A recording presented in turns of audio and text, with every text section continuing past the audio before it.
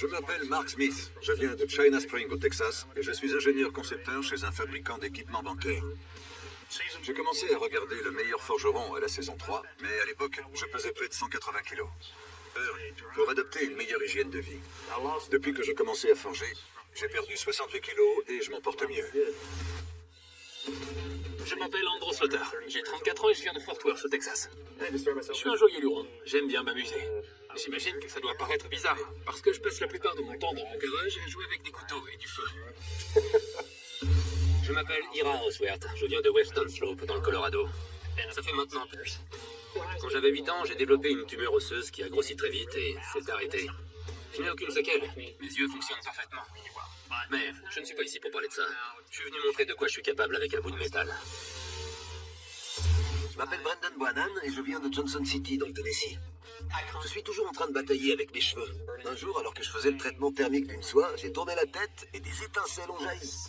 J'ai dû plonger la tête dans le saune que mes cheveux avaient brûlé. J'aimerais vous dire qu'elle a été surprise, mais je crois que plus rien ne m'étonne me concernant. Messieurs, bienvenue à la forge.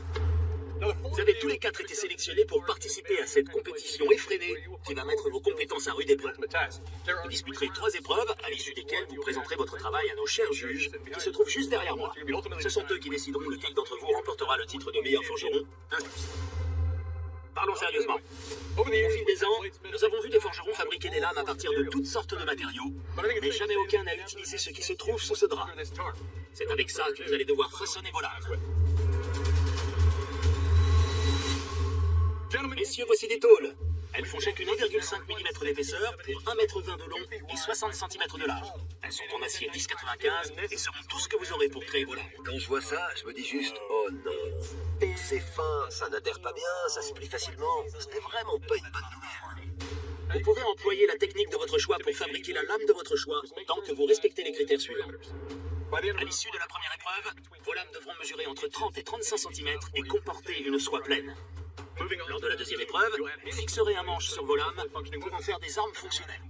Ensuite, vous les soumettrez au juge, résistance et le tranchant, en transperçant 3 feuilles de métal et en lacérant un morceau de cuivre. Vous disposez de 3 heures pour terminer la première épreuve de cette compétition. Bonne chance, votre temps démarre maintenant. De la tôle, ça promet d'être amusant. Ces tôles sont tellement fines qu'elles ont tendance à se décoller, non? Elles se détachent les unes des autres parce que la fine couche de matériaux à l'extérieur chauffe plus vite que celle à l'intérieur. Il y a aussi le risque de voir à peine. En inspectant la tôle, je me rassure en me disant que j'ai déjà travaillé avec du 1095 avant. Je vais faire une belle billette, la souder solidement et forger quelque chose de propre. En tant que forgeron professionnel, j'ai l'habitude de travailler le métal à chaud. Je me sens dans mon élément. Ira a déjà découpé 14 pièces qu'il est en train de passer à la meuleuse. Depuis que le meilleur forgeron existe, les gens n'arrêtent pas de m'encourager à participer à l'émission. Comme j'ai 2 filles adolescentes, je me suis dit que ça pouvait être marrant de passer à la télé. La méthode la plus rapide pour venir à bout de tout ça, c'est d'empiler plusieurs couches de métal pour les souder à la forge. En revanche, comme elles sont très fines, il y a un risque qu'elles ne prennent pas bien. Marc a fini de tout nettoyer. Il passe à la soudure de sa billette. À mon avis, la première chose va lui poser problème. Les couches de métal sont très fines et elles pourraient se séparer parce qu'elles ne vont pas chauffer à la même vitesse. Je travaillais à partir de pièces de métal de 6 mm d'épaisseur. Là, elles font 1,5 mm. Et il va donc falloir énormément étirer le métal pour obtenir une lame de 30 à 35 cm. Du coup, j'opte pour du sanmaï. Brendan récupère de l'acier doux. Je crois qu'il a opté pour du salmaï. C'est une possibilité. Il suffit de former un bloc de fine couche de tôle et d'ajouter 5 mm d'épaisseur d'acier doux tout autour. Comme ça, les différentes couches au centre ne peuvent pas se décoller. Ça réduit les risques de formation de calamine. Je ne mesure rien. Je m'efforce de découper mes pièces de métal. Les bords ne sont pas réguliers. Ils vont finir par s'écraser les uns contre les autres et créer des fissures de fatigue sur tout le contour de la billette. Et voilà, c'est soudé. Le problème de la tôle, c'est que c'est super fin. C'est une feuille de métal. Je réfléchis à un moyen d'obtenir suffisamment d'épaisseur pour forger une lame. J'ai le choix entre découper la tôle et empiler les morceaux en plusieurs couches pour les souder ensemble, ou bien faire un caisson. Andrew est le seul à avoir un caisson et du blanc correcteur. En faisant ça, il va être obligé. Je choisis de faire de l'acier de Damas, parce que je pense que c'est ce que je peux réussir le plus facilement. Je suis stressé, mais c'est à ma portée. J'ai l'impression que l'acier de Damas présente des avantages. Andrew ne s'embête pas à mesurer les pièces qu'il découpe. Il a juste à les tailler et c'est tout. En revanche, l'utilisation du blanc correcteur ajoute du boulot, car il faut retirer le caisson, ça demande de l'énergie et ça pourrait le retarder. Il aurait mieux fait de pas en mettre. C'était pas nécessaire. Ça n'avance pas très vite. Messieurs, il vous reste 2h30. Il est temps de passer tout ça à la presse. J'en ai pas chez moi. Cette machine est géniale. Je fais une soudure solide. Je remets tout ça dans la forge et je recommence. Ira se sert de la presse de manière très intelligente.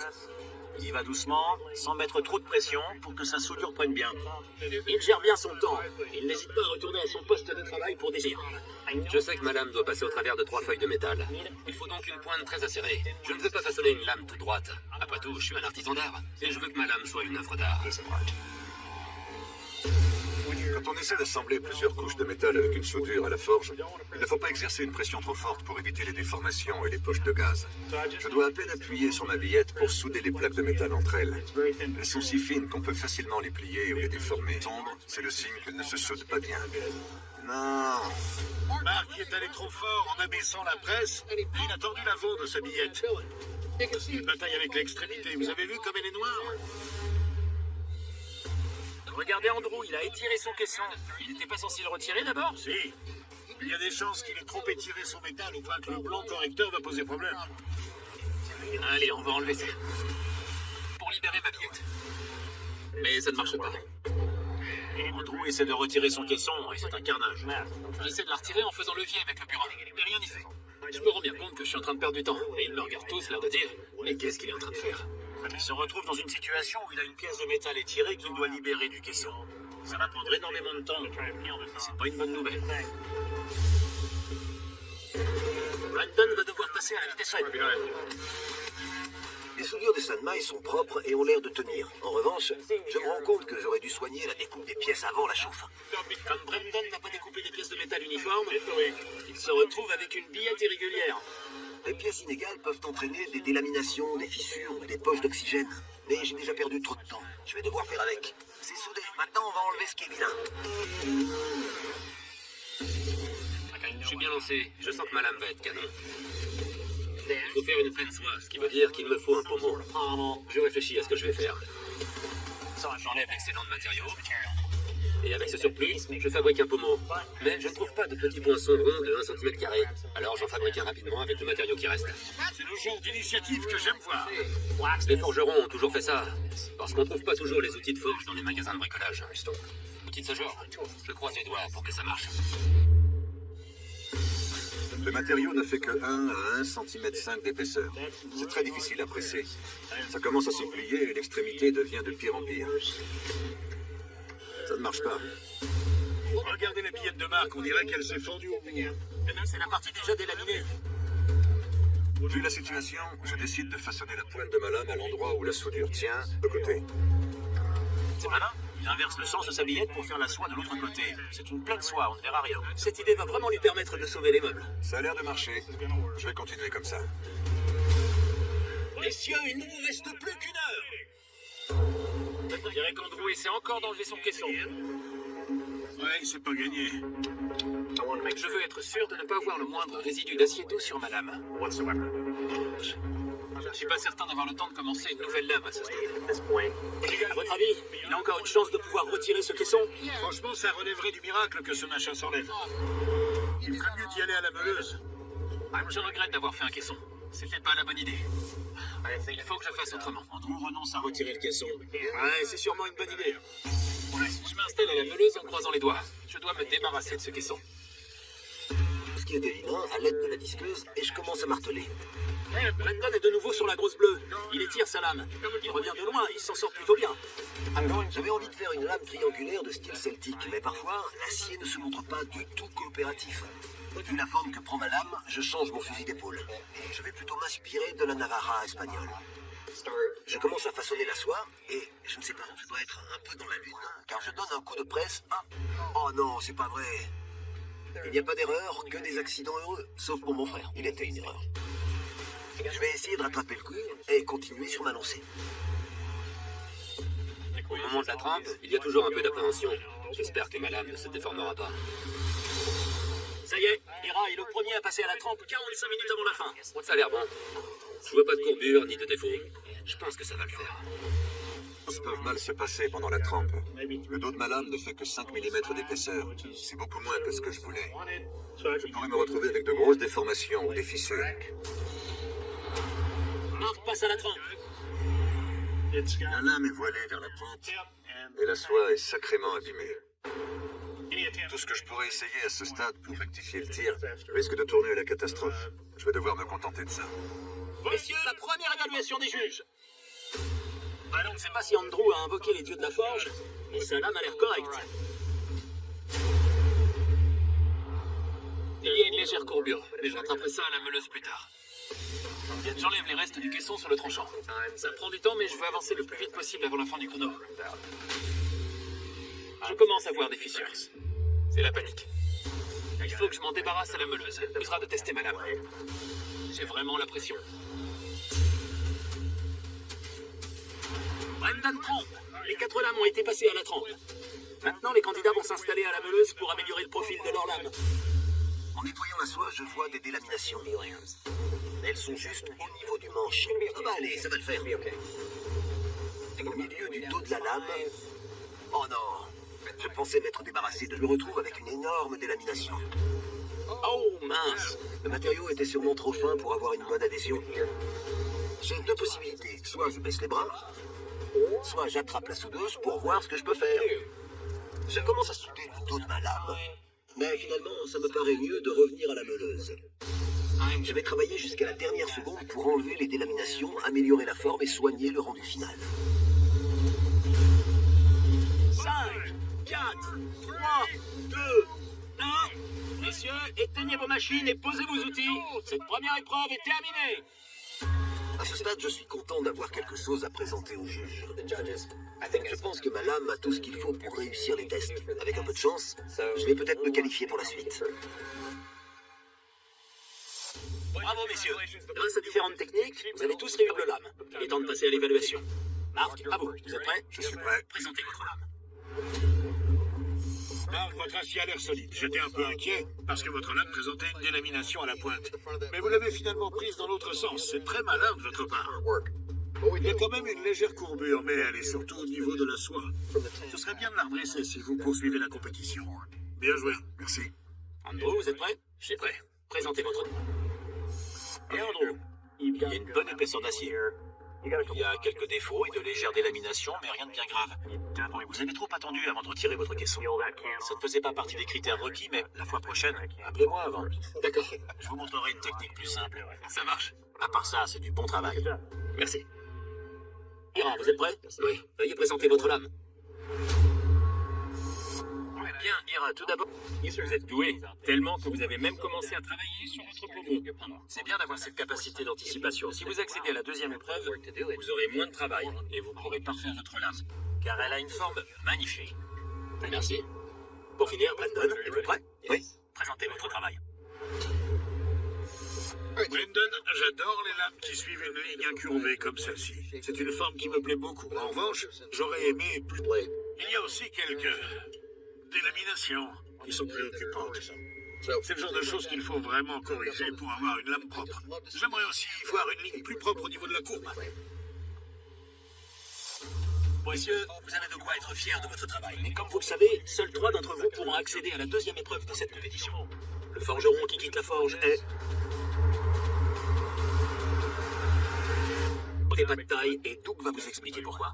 Votre lame est la moins aboutie et comporte des délaminations. Il reste trop de travail pour la deuxième épreuve. Voilà pourquoi on vous renvoie chez vous. Je comprends.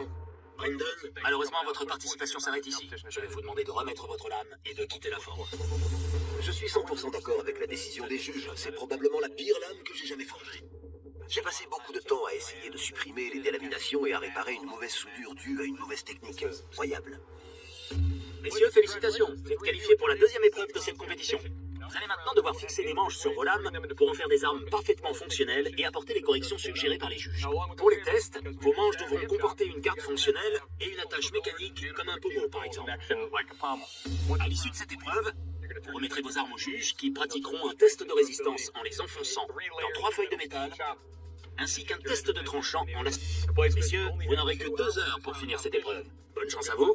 Votre temps démarre maintenant. Ils ont beaucoup de travail à accomplir en 2 heures. Celui qui a une vraie longueur d'avance, c'est Ira. Son pommeau est déjà prêt. J'ai envie d'essayer d'empiler des rondelles de cuir pour fabriquer le manche. Est-ce que le choix d'un manche en cuir rend le travail plus chronophage? Ah oui, c'est beaucoup plus long. Mais esthétiquement, il marque des points. S'il fait ça comme il faut, oui. Je n'ai plus qu'à trouver comment l'attacher. Je vais mettre un rivet à l'extrémité et frapper fort. J'avais peur qu'avec du bois ou autre chose, le manche se fissure ou se casse. Mais là, les rondelles de cuir vont finir compactées et ça va aider au maintien. Avant toute chose, je dois redresser la soie. Marc a coincé sa lame dans un étau qu'il va utiliser comme dissipateur de chaleur. Alors? C'est encore légèrement tordu vers l'extrémité, mais je vais pouvoir rectifier cette meuleuse. En général, une plaie de soie fait toute la longueur du manche. Et elle est maintenue au bout par un pommeau qui sécurise le tout. J'ai peur que mon pommeau ne suffise pas. Alors je perce un trou pour poser un rivet. Comme ça, le pommeau ne sera pas le seul point de fixation. Tous les couteaux ont besoin d'une attache mécanique entre le manche et la lame. Les rivets peuvent parfaitement faire l'affaire, mais quand on ajoute une garde et un pommeau, c'est le pommeau qui joue ce rôle. Du coup, ça ne sert à rien. Je perce le trou maintenant, mais il faudra que je me souvienne de son nom. Ira s'installe devant son étau. Il a déjà assemblé son manche avec de la résine époxy. J'attrape le chalumeau, ça chauffe rapidement et je commence à marteler. Tout commence à se resserrer. Le martelage peut apporter la compression suffisante pour que les rondelles de cuir ne tournent pas sur elles-mêmes. Quand c'est bien fait, oui.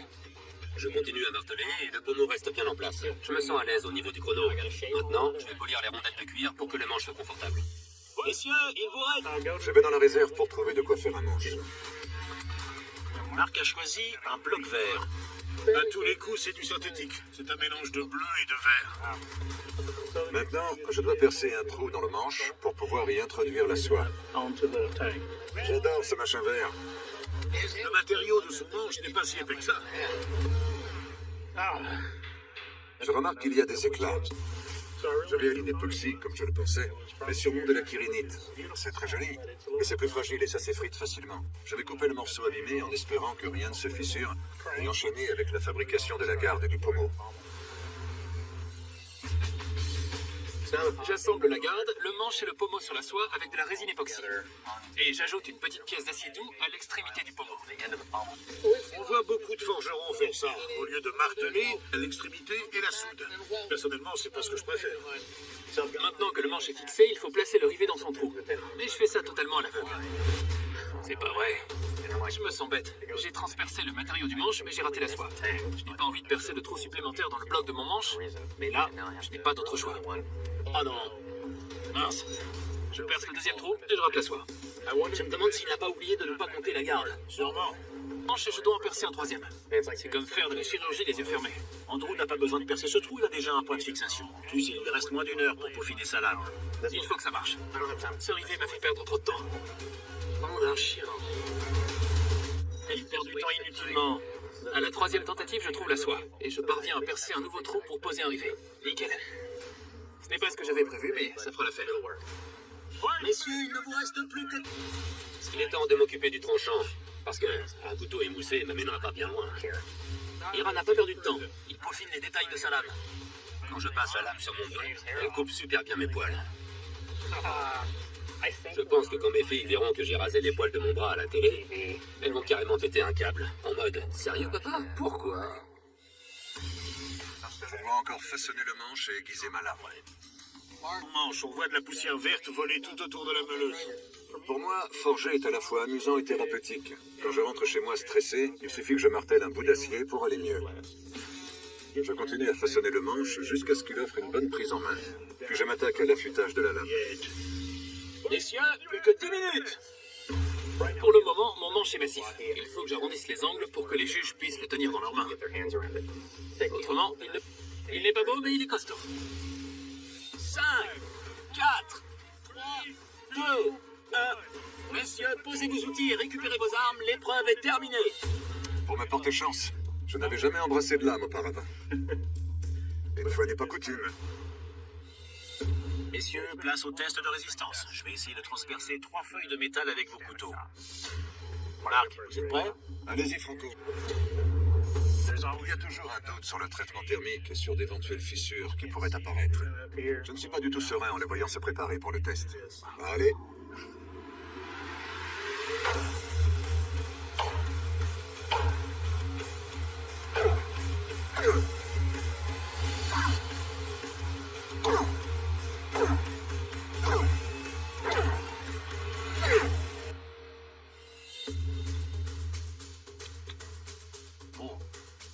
Marc, votre lame a tenu le coup, bien joué. Mais le gros problème, c'est que le manche, lui, s'est entièrement fissuré. Il y a quelques accros qui sont apparus en frappant les feuilles de métal. Mais bon, votre lame a résisté. Elle a toujours son tranchant et sa pointe. Bien joué. Merci. Andrew, comment vous vous sentez? Stressé. D'accord, ça va aller. Ce sera bientôt fini. Peur pour ma lame. Mais ce qui m'inquiète le plus, c'est le pommeau. Je ne suis pas sûr de l'avoir suffisamment bien fixé. Ça pourrait vraiment tourner à la catastrophe.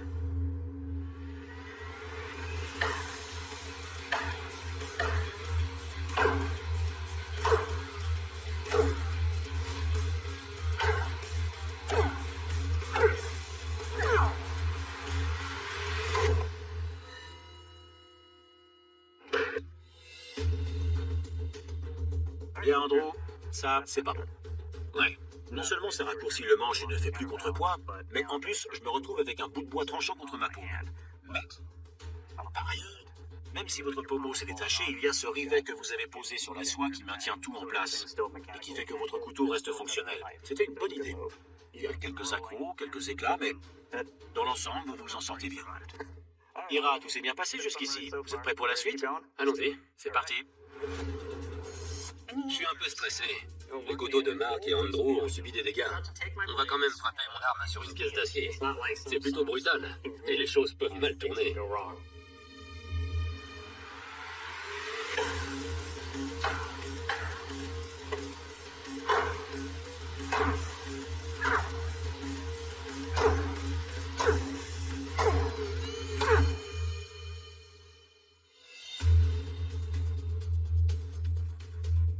Beau travail. Le tranchant est en très bon état, la lame est droite et le manche entier. Bravo.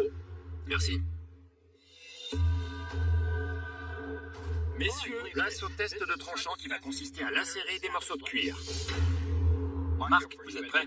Déchirez-moi ce cuir. C'est parti.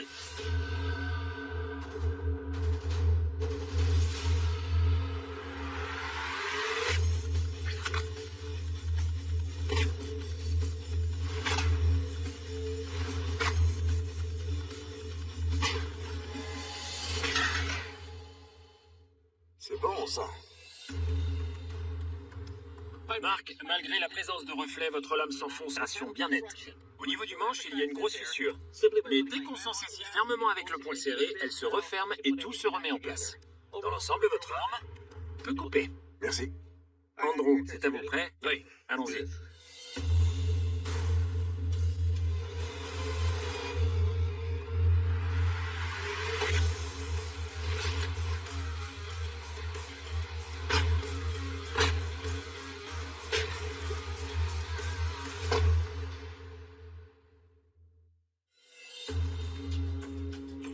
Andrew, parlons de votre lame.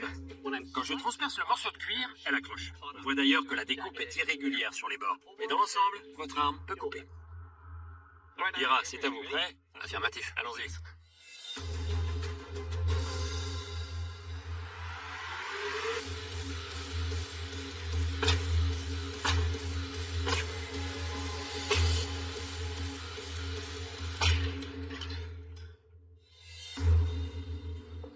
Ira, parlons de votre arme. Le fil est tranchant, la lame s'enfonce et entaille sans aucune difficulté. Dans l'ensemble, votre arme peut couper. Merci. Messieurs, seuls 2 d'entre vous pourront accéder à la file. Les juges ont délibéré et pris leur décision. Le forgeron qui quitte la forge est... Andrew. Malheureusement, votre arme n'était pas de taille. Jay va vous expliquer pourquoi. Andrew, vous avez travaillé dur et vous pouvez être fier de vous. Mais lors du test de résistance, votre lame est celle qui a subi le plus de dégâts. Et ça s'est vu sur le test de tranchant. En plus de ça, une pièce est détachée. Voilà pourquoi vous rentrez chez vous. Je comprends. Andrew, vous pouvez être fier de vous. Malheureusement, la compétition s'arrête ici. Je vais devoir vous demander de quitter. Merci à vous. Bonne chance. Je comprends la décision des juges. Je suis content d'avoir ajouté ce rivet sur la soie et de m'être battu jusqu'au bout. La première chose que je vais faire en rentrant chez moi, c'est me poser sur le canapé avec mon chien et souffler un peu. Marc, Ira, félicitations. Vous êtes qualifiés pour la 3e et dernière épreuve de cette compétition. Vous allez retourner dans vos ateliers de forge respectifs pendant 4 jours pour créer une arme historique. Voici ce qu'on attend de vous. Un sabre indien à lame dentelée. Ce sabre à lame dentelée est apparu en Inde au XVIIIe siècle. Cette arme meurtrière est dotée d'une longue lame incurvée au bord crénelé, conçue pour intimider les ennemis et transpercer les épaisses armures en cuir des troupes d'infanterie et de cavalerie de l'époque. Cette épée a joué un rôle décisif pour les forces indiennes lors du soulèvement sanglant de 1857 contre le régime britannique, connu sous le nom de révolte des Cipayes. 75 et 80 cm. Comme vous pouvez le voir, la lame est entièrement bordée de dentelures, à l'exception d'une partie de 20 à 25 cm qui comporte un fil affûté. La poignée devra inclure une garde en forme de trèfle et un pommeau intégré enroulé. Il y a énormément de dentelures. Franchement, c'est pas du tout mon fort. Mais bon, il va bien falloir se lancer. Messieurs, à vous de jouer. Bonne chance, on se retrouve dans 4 jours. Bonne chance. À toi aussi. Première journée de lame dentelée. C'est la première fois que je forge une grande lame incurvée comme ça. Ça va donc être très expérimental dans les prochains jours. C'est une lame très légère, donc il va falloir que l'acier soit solide. Mon arrière-grand-père s'est installé dans ce ranch en 1895, et je l'ai repris. Il est resté dans la famille tout ce temps, et j'espère le transmettre un jour à mes filles. Ça prend forme, il faut encore affiner un peu tout ça. Pour le moment, ma lame est entièrement forgée et façonnée. Il manque juste les dentelures. Je pense... Première journée dans ma forge. Je compte utiliser de l'acier 80 CRV2. J'ai vraiment hésité à faire de l'acier de Damas, mais il y a trop de chances de se louper. Je suis super content d'être en finale. Cette compétition nous met vraiment sous pression physiquement et mentalement. J'ai hâte d'être le jour J. Ça me prend beaucoup plus de temps que je ne l'imaginais d'étirer le matériau pour obtenir la fine. Quand j'aurai terminé ça, je pourrai m'attaquer aux dentelures du sabre. Pour cette deuxième journée, mon objectif est de former les dentelures. Et cet après-midi, je passerai à la trempe. En tout, j'ai 99 dents à faire. Ça va m'occuper un petit moment. Je suis inquiet concernant l'espacement et la profondeur d'écran. C'est ce qui me préoccupe le plus dans cette fabrication. Je me sens soulagé une fois les dentelures terminées. Place à la trempe.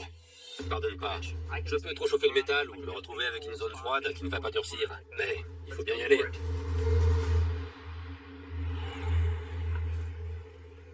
Elle est parfaitement droite. Il n'y a plus qu'à finir.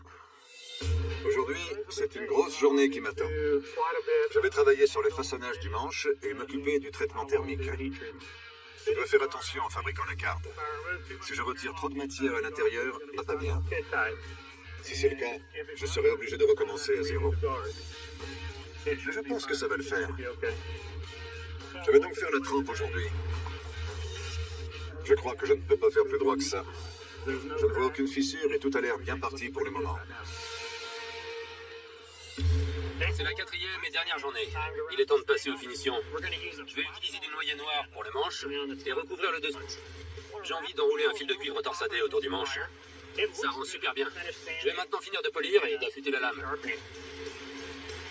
Je suis stressé. J'espère que ça tiendra. Je crois que c'est bon. Aujourd'hui, je dois fixer mon manche et ma garde, puis affûter ma lame. Après ça, j'en aurai fini. Je teins ma résine époxy en doré, car le rendu est joli et ça s'accorde bien avec la garde en bronze. Je trouve que ça. Pour moi, remporter cette compétition équivaut à gagner le Super Bowl. Je vais montrer que le meilleur forgeron m'a permis de reprendre ma vie en main et de développer toutes les compétences pour être là où j'en suis.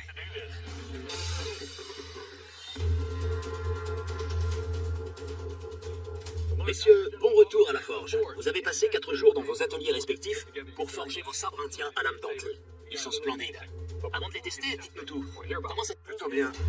J'ai utilisé du 80 CRV2 et j'ai passé pas mal de temps à incurver la lame et à creuser les dentelures. Le rendu est superbe. Et pour vous, Emma? Ça a été. J'ai forgé la lame avec du 80 CRV2, puis j'ai façonné le manche dans du bois de noyer noir de ma ferme. Messieurs, vos armes ont toutes les deux l'air solides et très affûtées. Et le meilleur moyen de savoir lequel d'entre vous remportera la victoire, c'est de les soumettre à 2 tests dynamiques. Je laisse la place à tout. Messieurs, qualité. Marc, est-ce que vous êtes prêts? Ma lame est prête. Parfait, allons-y. C'est très stressant. Je ne sais pas trop ce que mon arme va donner. Est-ce qu'elle va tenir le coup?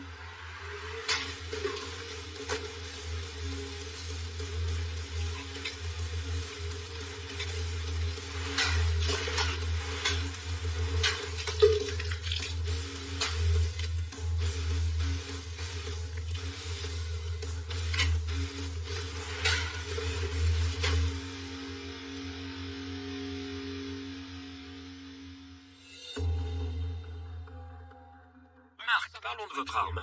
Votre manche est un peu trop arrondie, mais ce qui sauve la mise, c'est cet angle recourbé au bout. Il me permet de placer ma main bien au milieu. Comme ça, elle se retrouve coincée entre la garde et le pommeau. C'est une bonne chose. Il y a un tout petit éclat sur l'os.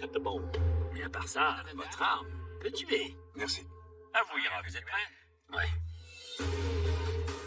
Je redoute ce test. J'ai le cœur qui bat à fond, les genoux qui tremblent et les mains moites. J'ai trop peur qu'il donne un grand coup et que mon sabre se casse.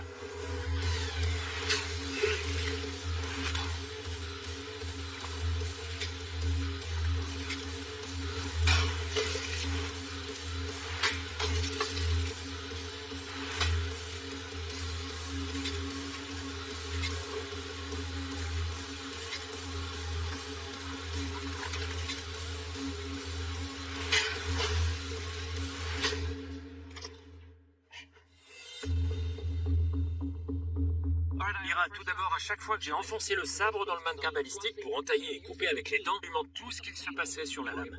Mais ce qui est le plus important, c'est la maniabilité de cette arme. Elle est agréable et légère et permet de contrôler chaque mouvement. Dans l'ensemble, votre sabre indien à lame dentelée peut tuer. Messieurs, bienvenue au test de résistance. On va continuer dans le même esprit avec un test sur des feuilles de métal et des sacs. Marc, vous êtes prêts? Mon arme peut le faire, mais je ne suis pas serein.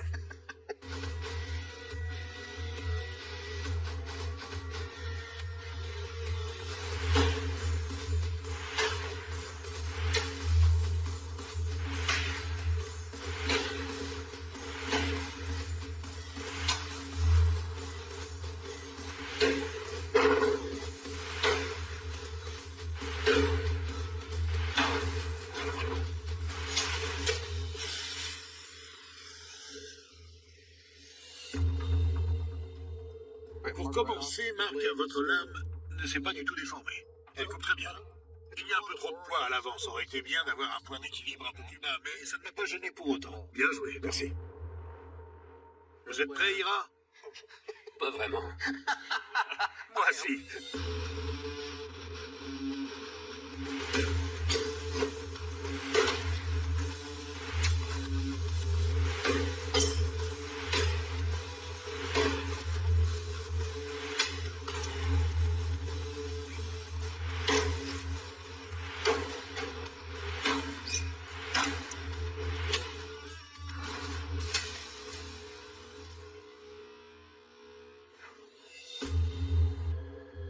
Tout d'abord, Ira, la forme et les dimensions de cette lame sont très belles. La ligne qu'elle dessine et la façon dont elle s'affine donnent un très joli rendu.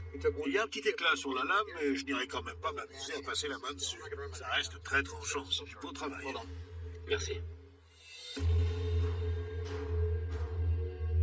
Messieurs, lors des 2 premières épreuves, vous avez brillamment fabriqué un couteau à partir d'une tôle. Pour cette finale, vous avez un choix sophistiqué. Mais seul l'un d'entre vous peut remporter le titre de meilleur forgeron et le chèque de 10 000 $. Les juges se sont mis d'accord. Aujourd'hui, le meilleur forgeron est... Ira, félicitations. Merci. Marc, vous avez accompli un travail remarquable, mais votre sabre n'était pas de taille. Dave va vous expliquer pourquoi. Marc, vous nous avez présenté un sabre vraiment très performant. Tout s'est joué sur la prise en main, les finitions, l'équilibre et la conception du manche. Voilà pourquoi on vous renvoie chez vous. Marc, on espère que vous avez apprécié le temps passé ici. C'était un plaisir de vous voir travailler, mais malheureusement, je vais devoir vous demander de quitter la forge. C'était un vrai plaisir. Merci. Bravo, Marc. Je suis satisfait que ça se soit joué sur de ces petits détails. Dans n'importe quelle autre compétition, je pense que j'aurais gagné. J'aimerais beaucoup revenir concourir dans l'émission. Ça nous tire vers le haut. C'est une aventure tout simplement incroyable. Ira, félicitations. Vous êtes le nouveau meilleur forgeron et vous remportez Ramon. J'ai gagné le meilleur forgeron. C'est une sensation incroyable. C'est un magnifique exemplaire de cette arme. Vous avez assuré. Merci. Ça a été une expérience vraiment géniale. La fabrication du premier couteau était stressante, mais j'ai pu jouer avec la super presse. Je pense que je vais dépenser la somme que j'ai gagnée là-dedans. Histoire militaire, et ce, au sein de votre propre forge, avec vos propres outils. Voici précisément l'arme qu'on attend de vous pour la finale. Le sabre de cavalerie en vigueur sous le règne de Napoléon. Ce sabre historique est l'une des armes blanches les plus populaires et emblématiques en France. Et l'une des plus redoutées sur tous les champs de bataille européens au début du XIXe siècle. Avec sa longue lame à tranchant unique, fortement courbé et pointant distinctement vers le haut. Il est idéalement conçu pour délivrer sa puissance cinétique maximale à chaque coup de taille. L'armée de Napoléon est restée dans l'histoire comme l'une des plus victorieuses de tous les temps. Et les ravages terribles causés par ce sabre de cavalerie dans les rangs ennemis n'y sont pas dus. Tout étranger.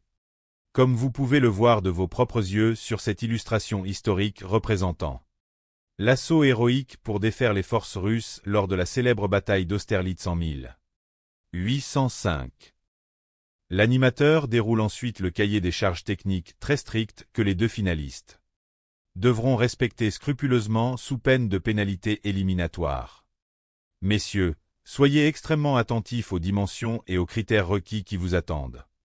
Votre lame finale, mesurée avec précision de la pointe jusqu'à la garde, doit impérativement mesurer entre 71 et 76 cm de longueur. On attend de votre part une courbe prononcée et harmonieuse. Un tranchant unique affûté comme un rasoir et une gouttière de décharge de chaque côté du dos de la lame pour l'alléger. La poignée, quant à elle, doit obligatoirement inclure un quillon protecteur du côté du dos de la lame, un orillon de fixation et un bouton de rivure propre à l'extrémité du pommeau. L'annonce de ce monument de la coutellerie plonge les candidats dans une profonde réflexion. Brandon accuse le coup en coulisses. « Je ne suis vraiment pas très serein face à l'ampleur de la tâche », avoue-t-il humblement. C'est certainement la structure complexe de la poignée et de ses éléments de garde qui va me donner le plus de fil à retordre au cours des prochains jours. C'est quelque chose de très technique que je n'ai encore jamais eu l'occasion de réaliser dans ma carrière professionnelle. Ça s'annonce particulièrement compliqué et stressant. L'animateur les encourage une dernière fois avant le départ pour leurs forges respectives. Vous avez énormément de pain sur la planche pour les 4 prochains jours, messieurs. Mais vous nous avez amplement prouvé l'étendue de votre immense talent au cours des premières manches. Bonne chance à vous deux pour cette finale. Et rendez-vous ici même dans 4 jours pour les tests ultimes. Les deux finalistes se serrent la main avec respect. Bonne chance à toi aussi, se lancent-ils mutuellement. Les 4 jours de forge. Le voyage de retour effectué. Chaque finaliste s'enferme dans son atelier pour entamer le marathon de 4 jours. Henri commence le travail dès les premières lueurs de l'aube du premier jour avec une ambition esthétique élevée. Aujourd'hui, j'attaque enfin cette 3e épreuve décisive. Mon tout premier objectif technique est de réaliser un acier damassé complexe avec un très joli motif de torsion qui ressortira magnifiquement bien après la révélation. Lorsqu'on vient torsader une billette de damas chauffée au blanc, le risque majeur est permanent. C'est d'y aller trop fort avec les outils et que le bloc de métal ne se casse carrément en deux. Morceaux inutilisables. Alors, pour limiter ce danger, je garde pas mal d'épaisseur de sécurité sur mon lingot de départ. À la fin de la première journée de labeur, Henri fait le point. Le premier jour touche à sa fin dans l'atelier. J'ai pleinement accompli mon objectif initial de réaliser une belle billette torsadée saine. Je suis certes un tout petit peu en retard sur mon planning théorique global, mais ça va. Ce n'est que le premier jour et la base est solide. De son côté, Brandon opte pour une approche différente en partant d'un bloc d'acier homogène de haute qualité, pour garantir la solidité de sa longue lame. Je vais m'attaquer directement à un solide morceau d'acier de nuance 80 CRV2, explique-t-il en allumant ses machines. Comme le profil de départ est long et massif. J'ai de l'argent en termes de matière pour travailler sereinement. Je commence par lui donner sa courbe initiale sur l'enclume. Le plus difficile et le plus éprouvant dans le fait de forger ce sabre historique entièrement à la main. C'est sans aucun doute de respecter scrupuleusement cette forte courbe réglementaire tout en étirant. Le tranchant. Ça va chauffer sec dans la forge aujourd'hui. En fin de soirée, Brandon contemple son avancée avec fierté. La première journée de travail est maintenant terminée et ma lame est entièrement forgée dans ça. Silhouette Global. Je suis vraiment très content de la taille et du profil obtenu à ce stade. Demain, je finirai de meuler proprement la surface de ma lame et je ferai un traitement thermique rapide pour stabiliser l'acier. C'est un planning délicieux. Le temps passe à une vitesse folle. Au matin du 3e jour, Henry a bien progressé sur les éléments annexes de son arme. C'est le matin du 3e jour et j'ai bien étiré ma lame fine. J'ai aussi fabriqué avec minutie toutes les parties constitutives de mon manche, y compris le pommeau et le quillon. Je pense que je suis plutôt bien dans les temps de passage. Je dois maintenant passer à l'étape la plus stressante. Le traitement thermique global et la trempe dans l'huile. L'heure de vérité a sonné pour mon travail. Ma longue lame est-elle restée droite ou non après le plongeon thermique? Henry sort la lame fumante de l'huile et son visage se décompose en l'examinant. Elle ne l'est pas du tout, constate-t-il avec effroi. C'est la catastrophe absolue. La trempe a complètement et sévèrement déformé ma lame sur son tiers supérieur. Elle est bien dure comme il faut, mais elle est toute tordue, inutilisable en l'état pour les tests. Mais tout n'est pas perdu pour autant, se rassure-t-il en reprenant ses esprits. Je peux encore tenter de recommencer le traitement thermique en redressant à chaud. Je vais donc retourner immédiatement à la trempe. J'espère vraiment de tout cœur que ça se passera mieux cette fois-ci. Après une deuxième tentative nerveuse, Henry inspecte à nouveau l'acier. J'ai de la veine sur ce coup-là. Il y a encore quelques légères déviations de surface. Mais je pourrais toujours facilement rattraper ça à la meuleuse lors des finitions. Au même moment, au début de ce 3e jour, Brandon traverse lui aussi une phase de doute intense concernant la qualité de son acier. Début du 3e jour dans ma forge. Je ne suis pas très confiant concernant l'état structurel de ma lame, avoue-t-il avec préoccupation. Hier, j'ai procédé à la trempe de ma longue lame dans une huile restée trop froide. Ce qui n'est pas très malin de ma part avec le recul. Parce que cela a une fâcheuse tendance à rigidifier excessivement la lame et à créer des tensions. Interns. J'avais complètement oublié de chauffer l'huile au préalable avec un morceau de fer rouge comme je le fais d'habitude. Le programme chargé du jour est donc simple. Repasser à la trempe après un recuit et travailler activement sur la finition de mon manche et de ma garde. Brandon procède à la nouvelle trempe avec précaution. Voilà, on est bon, se réjouit-il en sortant le sabre. Hop, elle est bien droite cette fois. J'ai vraiment bien fait de prendre le temps de recommencer ma trempe à zéro. Pour le matériau du manche, ce sera du bois de noyer noble. Pour la calotte du pommeau, ce sera du bronze coulé. Et pour la garde protectrice, je prends un joli morceau d'acier de nuance W2. Là, je fabrique mon padane de transition. Je crois que je vais partir sur un profil de manche avec un léger corbeau à l'extrémité pour assurer une bonne rétention lors des mouvements. Le 3e jour de forge se termine enfin. Quelle journée intense en émotions. Il ne me restera plus de main qu'à assembler définitivement le manche sur la soie. Et mon sabre de cavalerie sera fin prêt pour le voyage. Le 4e et dernier jour se lève, apportant avec lui le stress de la dernière ligne droite. C'est déjà le 4e jour, constate Henry en courant d'une machine à l'autre. Et j'ai encore énormément de choses à faire avant l'emballage. Il y a les finitions de surface, la révélation des motifs du damas à l'acide. Je profite d'ailleurs du temps de trempage dans le bain d'acide pour finir l'habillage de mon manche.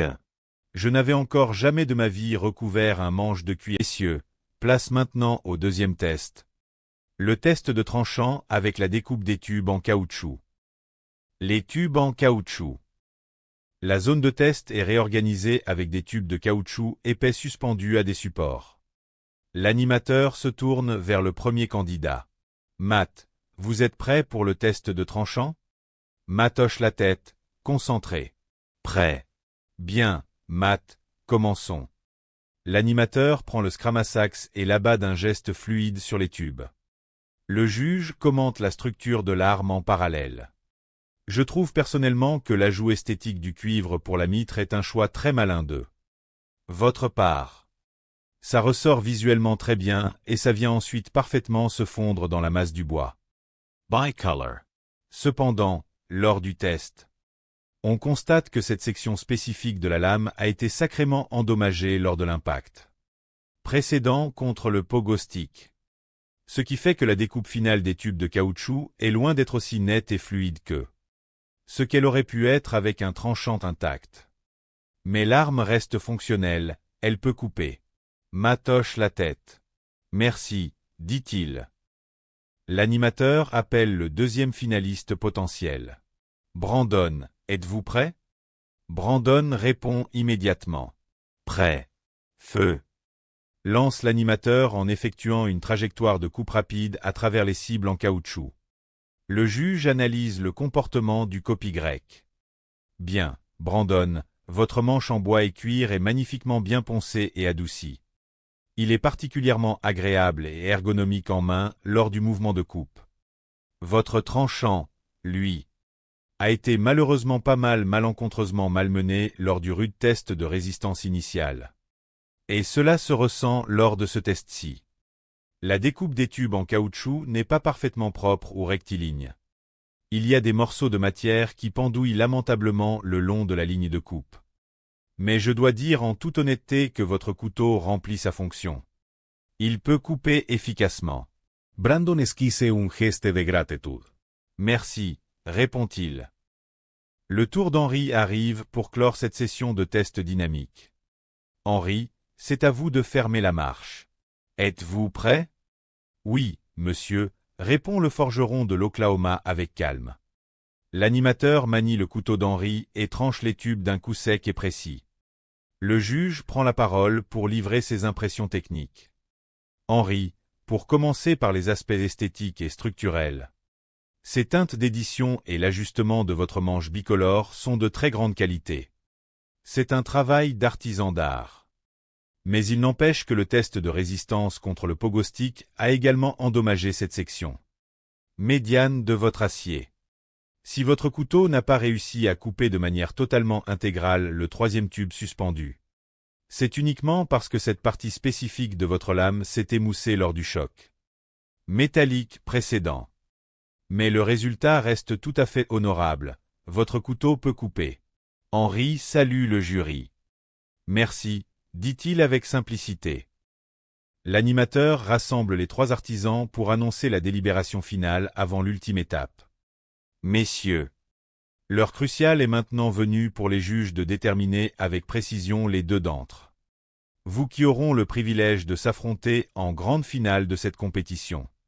Merci de bien vouloir les laisser se concerter en toute confidentialité en regagnant sagement les coulisses pour quelques minutes. Une fois les candidats sortis, les juges se rassemblent autour de la table pour comparer les trois armes. Bon, constate le juge principal, nous avons là trois bons couteaux fonctionnels entre les mains. Mais il faut impérativement faire un choix difficile et éliminer un candidat. Quel est ton avis sur la question, Doug? Doug se penche sur les pièces et livre son analyse. J'hésite honnêtement entre le couteau d'Henry et celui de Matt pour la place en finale. Commençons par analyser en détail celui de Matt. Son tranchant a effectivement coupé les tubes en caoutchouc. Mais c'est principalement parce qu'il a été sévèrement abîmé auparavant. Sa lame est devenue presque crantée comme une scie par la force des choses et des impacts. Ce qui a facilité la déchirure du caoutchouc. Maintenant, passons à l'examen du travail d'Henry. Son tranchant n'est certes pas ressorti totalement intact du test du pogo stick, c'est indéniable. Mais la casse ou la déformation n'est pas aussi conséquente ou structurelle que pour le couteau de Matt. La géométrie a mieux résisté. David prend à son tour la parole pour apporter son éclairage d'expert coutelier. Le couteau d'Henry est globalement très bien construit, la structure est saine. Alors oui, il y a effectivement de petits dégâts de surface sur le fil. Mais sa lame est restée entière et parfaitement droite sur son axe. Si on compare objectivement avec les 6 derniers centimètres de la lame de Matt, le tranchant utile a littéralement disparu à la suite du test de résistance, le métal s'est écrasé. Le juge principal valide ces observations. Très bien, c'est entendu, vos arguments sont solides. Jay, quel est ton avis sur cette confrontation? Pour ce qui est du test de résistance pure, commence Jay. Aucun couteau ne s'est véritablement démarqué par une invulnérabilité totale. Mais celui de Matt a tout de même nettement plus d'avantages souffert dans sa structure moléculaire. Le verdict se dessine. Ok, je crois que la situation est maintenant très claire pour tout le monde. Mais pour être tout à fait sûr avant d'annoncer la sentence, Dave, ton choix définitif est-il fait? Oui, répond Dave. Doug, ton choix est fait? Oui, confirme-t-il. Et toi, Jay, as-tu arrêté ton choix? Absolument, répond Jay sans hésiter. L'animateur conclut. Parfait, je les rappelle immédiatement pour leur annoncer le verdict. Le sabre de l'empereur. Les trois forgerons reviennent se placer devant le jury. La tension est palpable dans l'air de l'atelier. L'animateur prend la parole d'un ton solennel. Messieurs, vous êtes véritablement au coude à coude depuis le tout début de cette compétition intense. Vous vous êtes tous les trois prouvés à vous-même et au monde l'étendue de votre talent et de votre résilience face aux difficultés. La décision finale était extrêmement difficile à prendre pour les membres du jury tant vos performances sont proches, mais les juges ont tranché et fait un choix logique. Le candidat qui doit malheureusement quitter la forge aux portes de la finale est Matt. Votre couteau n'est pas de taille face à vos concurrents. Et David va vous expliquer techniquement pourquoi. David s'adresse à Matt avec une grande estime professionnelle.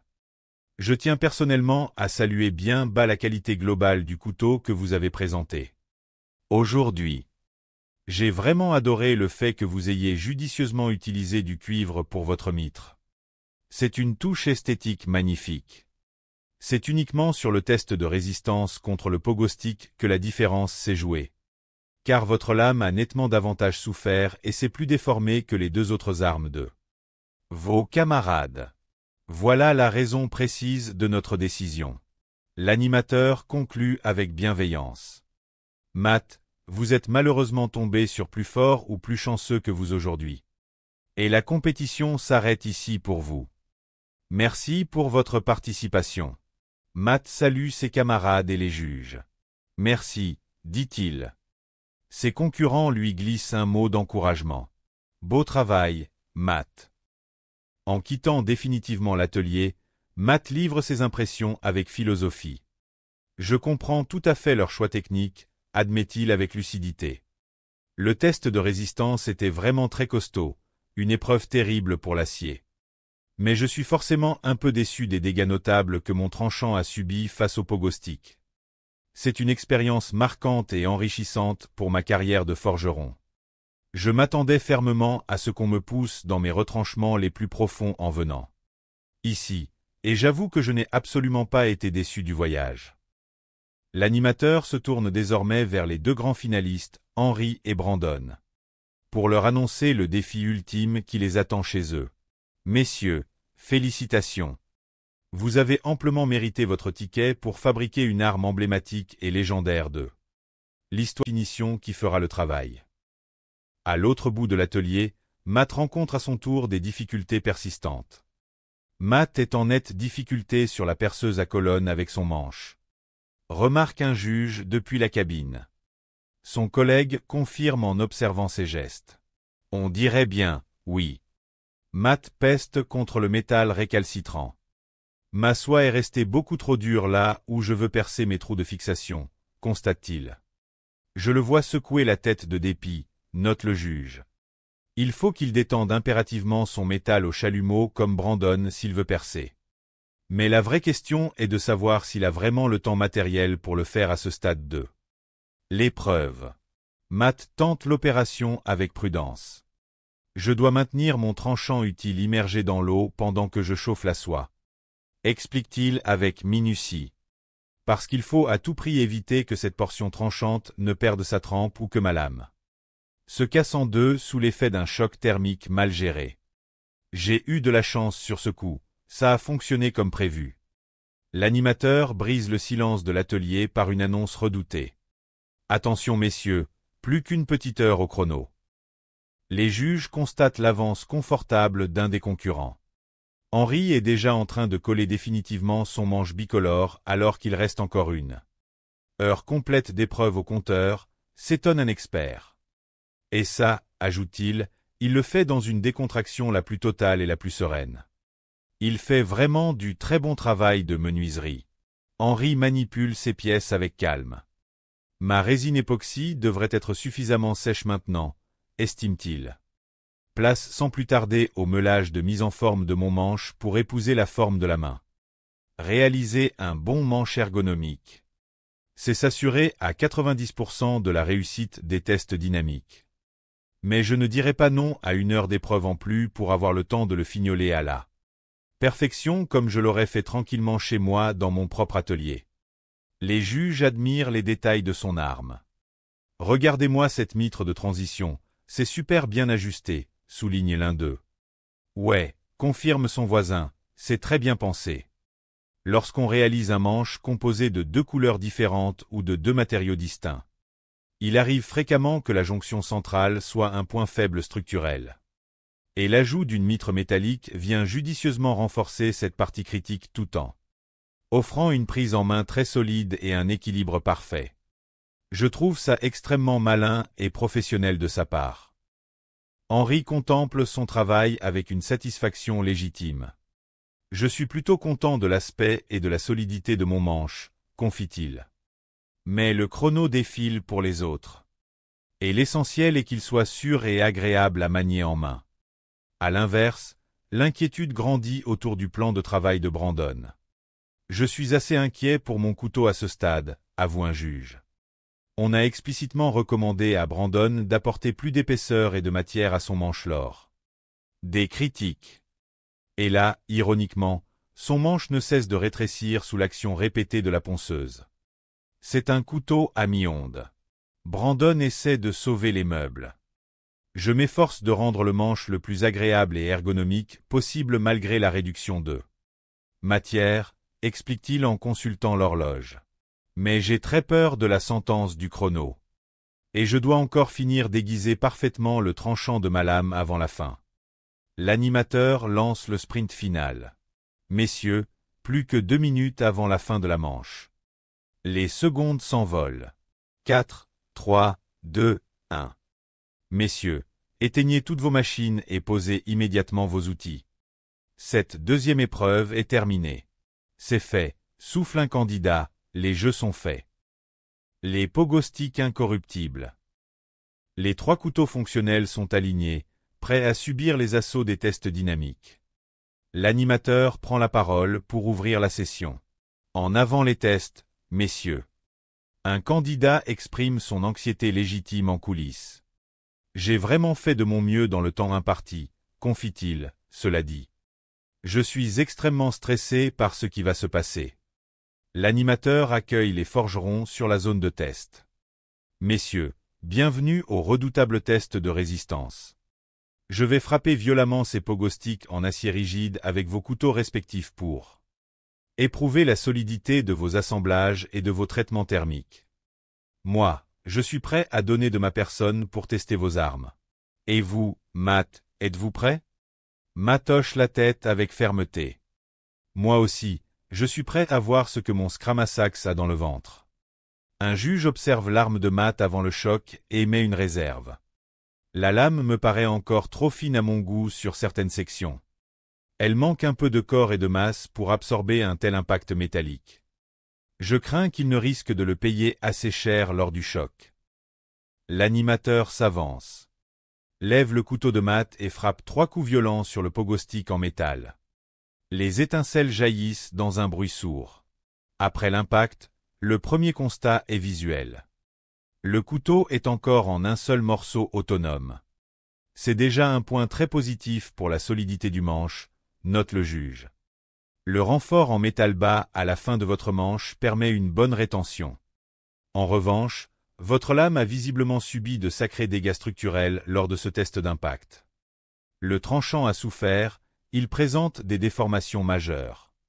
C'est le signe flagrant d'un traitement thermique possiblement réalisé à une température trop chaude, ce qui a rendu l'acier trop tendre ou trop fragile à cet endroit précis. Mais votre couteau se tient bien dans son ensemble, le manche n'a pas bougé. Bravo à vous pour la solidité de l'assemblage. Matt soupire désouliment. C'est bon, dit-il, l'essentiel est sauf. Le juge lui remet l'arme. Merci bien, répond l'artisan. L'animateur appelle le candidat suivant. Brandon, c'est à vous de passer au révélateur. Vous êtes prêt? Brandon raffermit sa posture. Oui, je suis prêt. Parfait, allons-y sans plus tarder. En coulisses, Brandon ne cache pas son appréhension. J'ai peur pour ma lame, avoue-t-il, c'est une épreuve terrible car c'est très résistant. Un pogo stick de récupération. C'est aussi fait d'un acier trempé très dur. Pourvu que mon copie ne casse pas net sous l'impact. L'animateur lève l'arme de Brandon et frappe avec force sur la structure métallique. Le bruit est cristallin. L'animateur examine le tranchant après l'effort. Bien, Brandon, je vous félicite chaleureusement pour la robustesse de votre forge. Le couteau a tenu bon sans rompre. Votre renfort bas offre une prise en main parfaitement adéquate et sécurisante lors du mouvement de frappe. Néanmoins, votre tranchant est légèrement abîmé par l'acier du pogo stick. Je peux passer mon doigt ici et sentir une nette déformation de la ligne de coupe sans problème. Et à part ce petit défaut d'émouture, je n'ai absolument rien à redire sur la solidité globale. Bien joué. C'est enfin au tour d'Henri de soumettre son œuvre au test de résistance. Henri, c'est à vous, approchez. Henri s'avance avec confiance mais mesure le danger. Je sais pertinemment que l'animateur n'y va pas de main morte quand il teste la résistance d'une arme, il frappe de toutes ses forces, explique-t-il. Ma plus grande et profonde inquiétude avant que le test ne commence, c'est que ma lame se casse net à cause du stress thermique de ma seconde forge rapide. L'animateur abat le couteau d'Henri sur le métal. Non, non, non, s'exclame un spectateur, impressionné par la violence du coup. Après examen, l'animateur sourit. La prise en main de ce manche bicolore est vraiment très agréable, commente-t-il avec enthousiasme. J'étais très serein et en totale confiance en frappant avec votre arme. Le tranchant a été quelque peu endommagé sur une petite section, c'est vrai. Mais étant donné la dureté du matériau contre lequel je l'ai frappé de toutes mes forces, franchement, c'est un résultat vraiment pas mal du tout.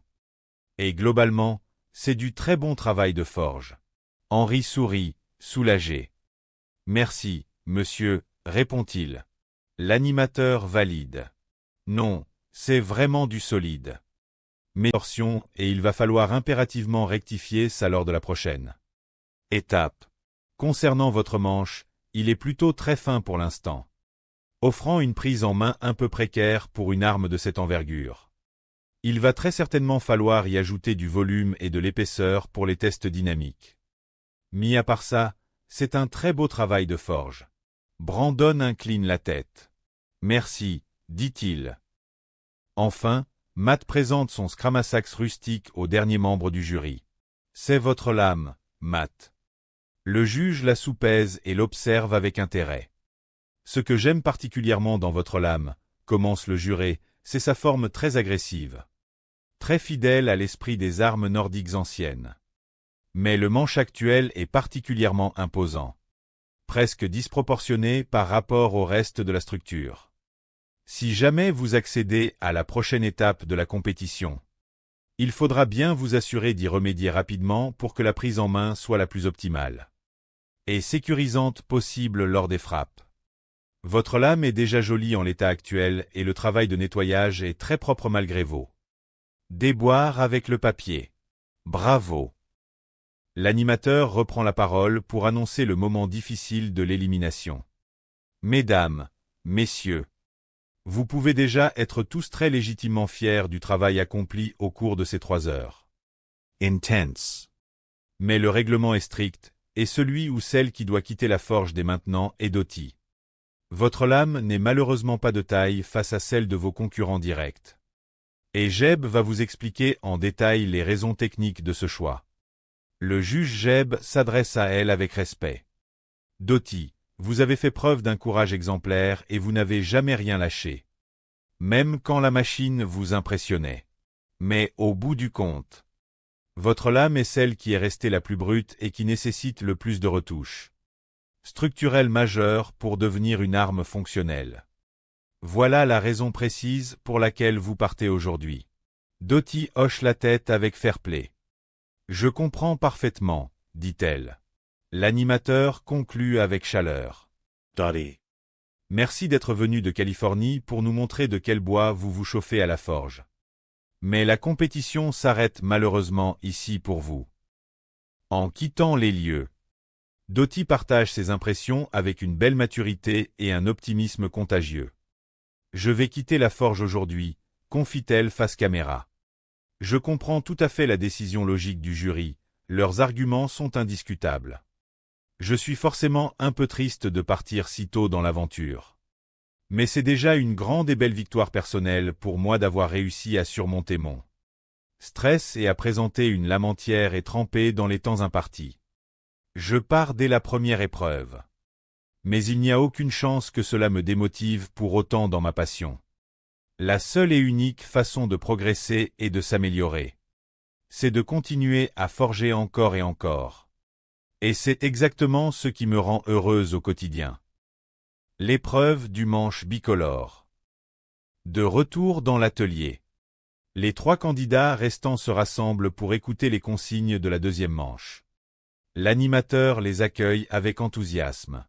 Messieurs, bravo à vous 3 d'avoir réussi à accéder à la deuxième épreuve de cette compétition de haut niveau.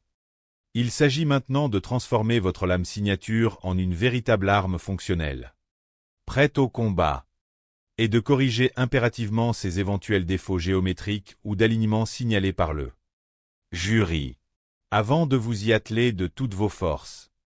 Voyons ensemble les matériaux spécifiques mis à votre entière disposition pour cette épreuve.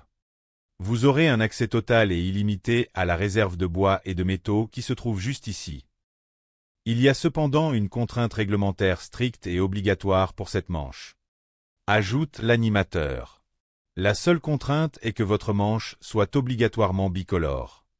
Nous vous demandons d'intégrer de manière visible 2 couleurs distinctes sur chaque côté du manche. De votre couteau. Le revêtement de protection ou le vernis, lui, ne compte pas dans ces 2 couleurs. Lorsque vous remettrez votre couteau finalisé au juge, ils les soumettront d'abord à un test de résistance impitoyable sur des pogostiques en acier, puis à un test de tranchant chirurgical avec la découpe de tubes en caoutchouc. Attention, vous ne disposerez que de 2 petites heures pour accomplir cette épreuve complexe. Et le chrono commence maintenant. Dans la cabine, les juges discutent des meilleures options techniques pour relever ce défi esthétique et structurel. Comment vous vous y prendriez à leur place pour réaliser proprement ce manche bicolore dans le temps imparti, demande l'un d'eux. Le premier expert répond instantanément. Il faut impérativement opter pour une soie pleine sur la lame. On prend les matériaux de couleurs différentes qu'on veut. On perce un trou propre au centre pour les rivets. On étale généreusement sa résine époxy.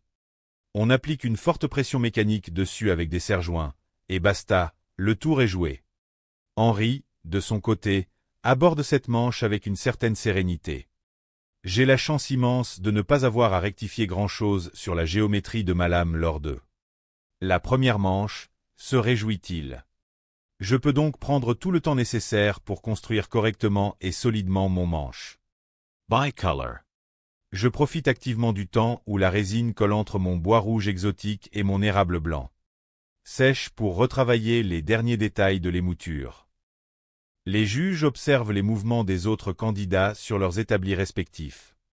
On dirait bien que Matt met judicieusement en application ton conseil de réduire la longueur de ça. Soit pour gagner du poids, remarque un expert. Son collègue acquiesce.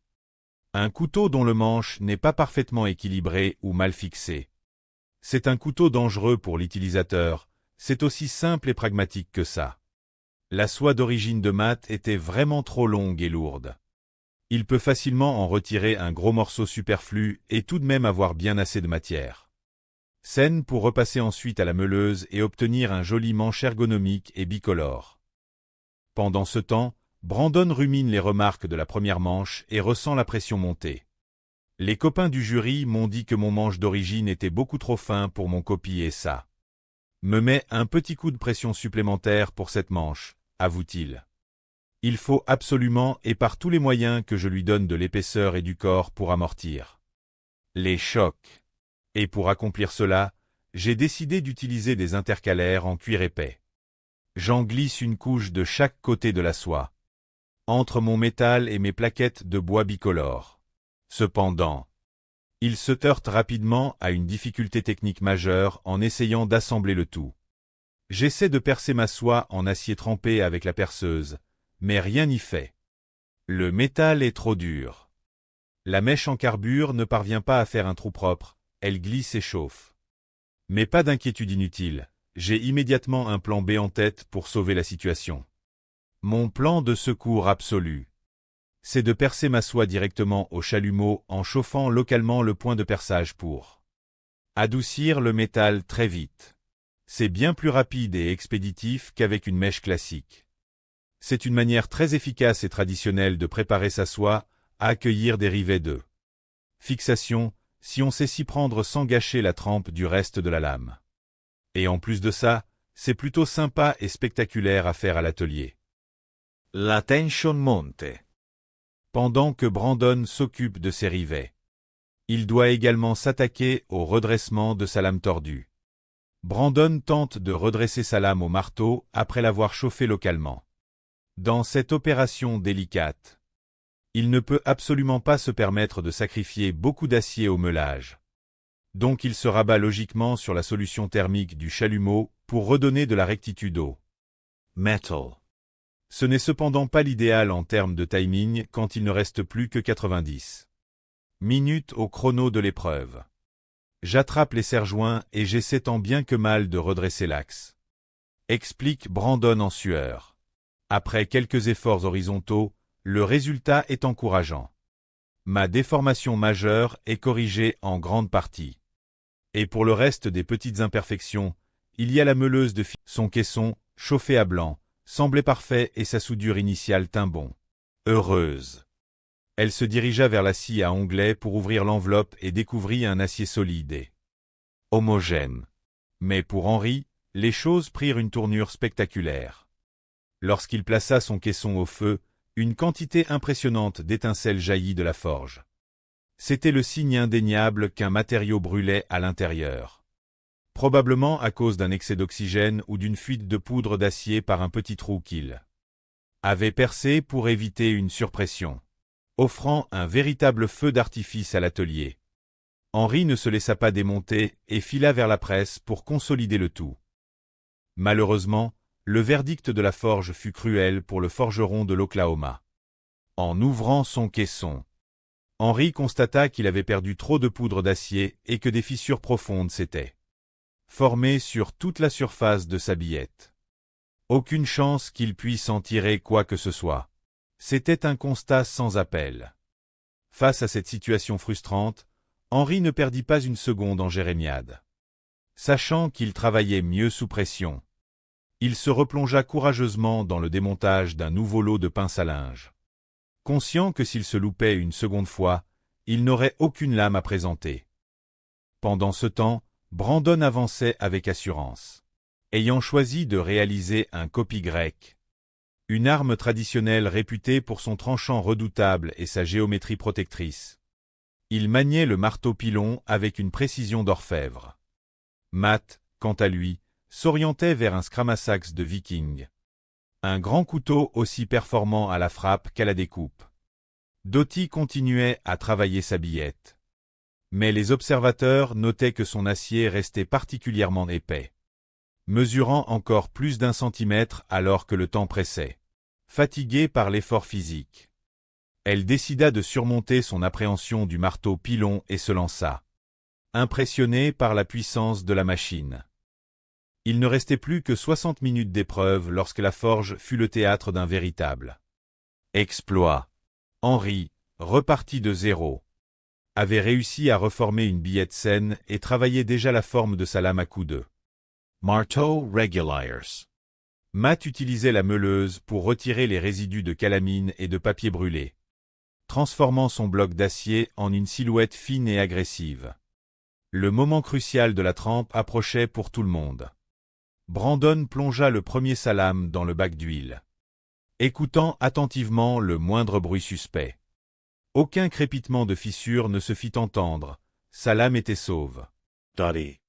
pressé par le chronomètre et constatant que sa meuleuse n'effaçait pas assez vite l'excédent d'acier doux, dut se résoudre à tremper une lame encore très massive.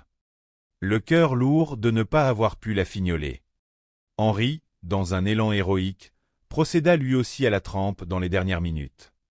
À sa grande joie, sa lame ressortit droite et exempte de défaut.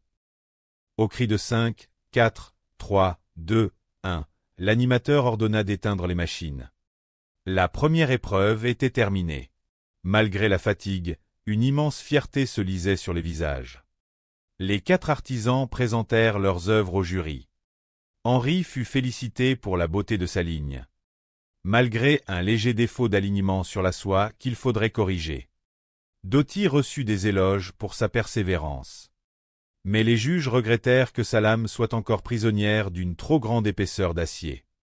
Non mais Brandon présenta une pièce magnifique et sans défaut apparent, bien qu'un peu voilée. Matt impressionna par le caractère agressif de son scramasax. Après délibération, le jury prit la décision difficile d'éliminer Doughty, dont la lame demandait encore trop de travail de dégrossissage. Avec dignité et un sourire ému, la candidate remercia les juges, affirmant que cette expérience ne faisait que renforcer son amour pour la forge. La deuxième épreuve commença sans tarder pour les 3 finalistes. L'objectif était clair. Transformer ces lames en armes fonctionnelles en y ajoutant un manche bicolore, présentant 2 couleurs distinctes sur chaque côté.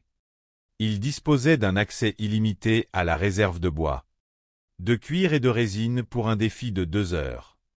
Henry, dont la lame n'exigeait que peu de rectification, prit le temps de concevoir un manche soigné en bois rouge et en érable. Matt décida de réduire la longueur de sa soie pour optimiser l'équilibre de son couteau, appliquant l'adage qu'un manche mal ajusté rendait une arme dangereuse. Brandon, ayant appris que son manche initial manquait de volume, choisit d'insérer des couches de cuir de chaque côté du métal pour lui donner de l'épaisseur. Face à une soie trop dure pour être percée par une mèche classique, il utilisa ingénieusement son chalumeau pour percer les trous des rivets. Il en profita également pour redresser la courbure de sa lame à chaud. L'ambiance était électrique alors qu'il ne restait qu'1 heure. Henry, d'une décontraction totale, assemblait déjà ses pièces avec de la résine, tandis que Matt ajustait une magnifique mitre en cuivre pour renforcer la jonction du manche. Le travail d'Henry était remarquable de propreté. Malheureusement pour Brandon, à force de poncer pour obtenir une finition agréable, son manche ne cessait de rétrécir, provoquant chez lui une vive inquiétude. Au terme des 2 heures, les couteaux étaient enfin prêts pour les redoutables tests de solidité et de coupe.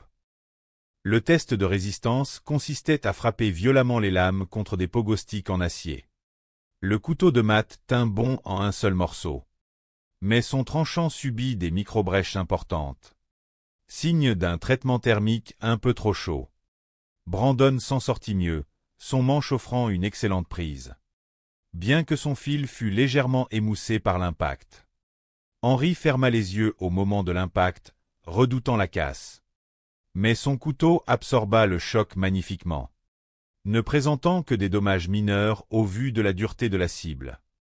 Lors du test de tranchant sur les tubes en caoutchouc, la lame crantée par les chocs de Matt réussit à déchirer la matière. Mais la coupe manquait de netteté. Le couteau de Brandon coupa également, malgré quelques lambeaux de caoutchouc récalcitrants.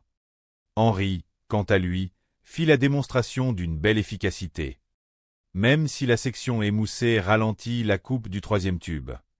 Après une concertation intense entre les juges sur la gravité des dégâts subis par les fildés lames, le verdict tomba.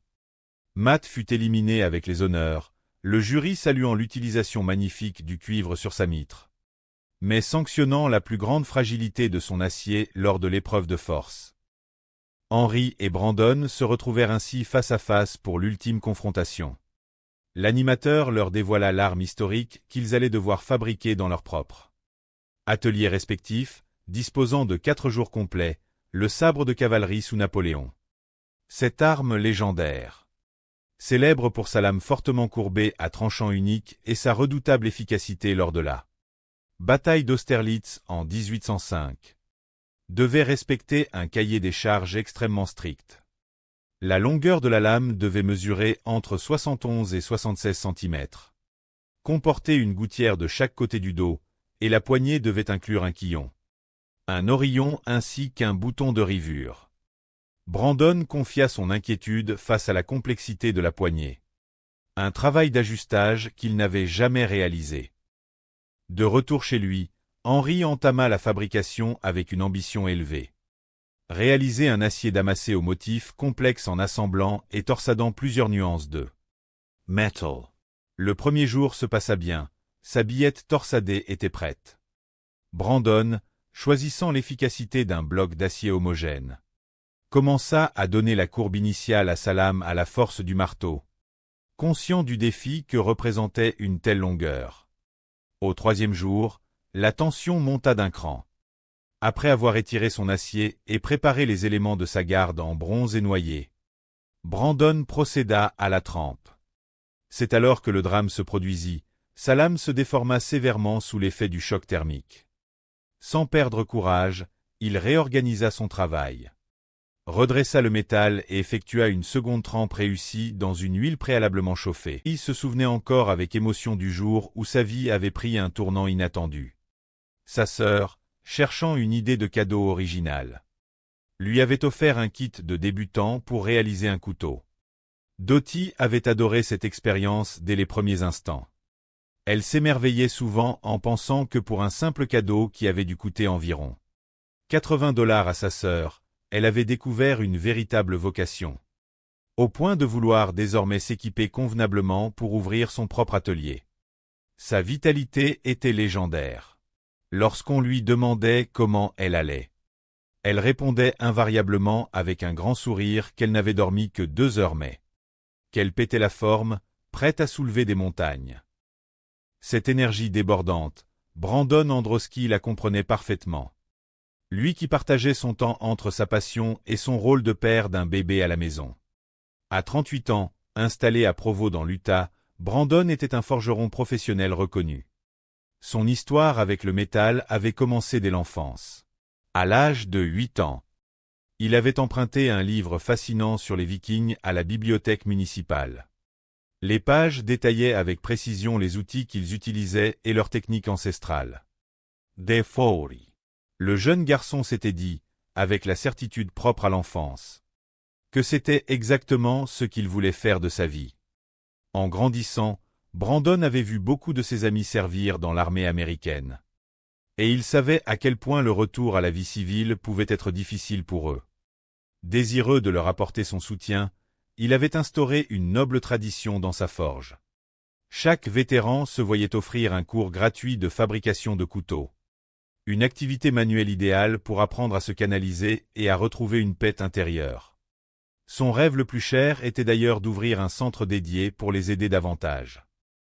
Parmi les figures respectées de cet univers figurait également Matt Danielson. À 40 ans, cet artisan émérite dirigeait une petite école de coutellerie réputée à Salt Lake City. Pour cette aventure, il savait qu'il pouvait compter sur sa femme et ses 4 enfants, qui le soutenaient de toute leur force. C'était animé par cette bienveillance familiale et cette passion contagieuse que Matt s'était inscrit au célèbre concours du meilleur forgeur. Son espoir secret, au-delà de la victoire, était de faire rayonner encore davantage cet artisanat qu'il aimait tant. Le jour du grand rassemblement arriva enfin dans l'enceinte prestigieuse de la Forge nationale. L'animateur principal, entouré des membres du jury, prit la parole pour accueillir les 4 participants.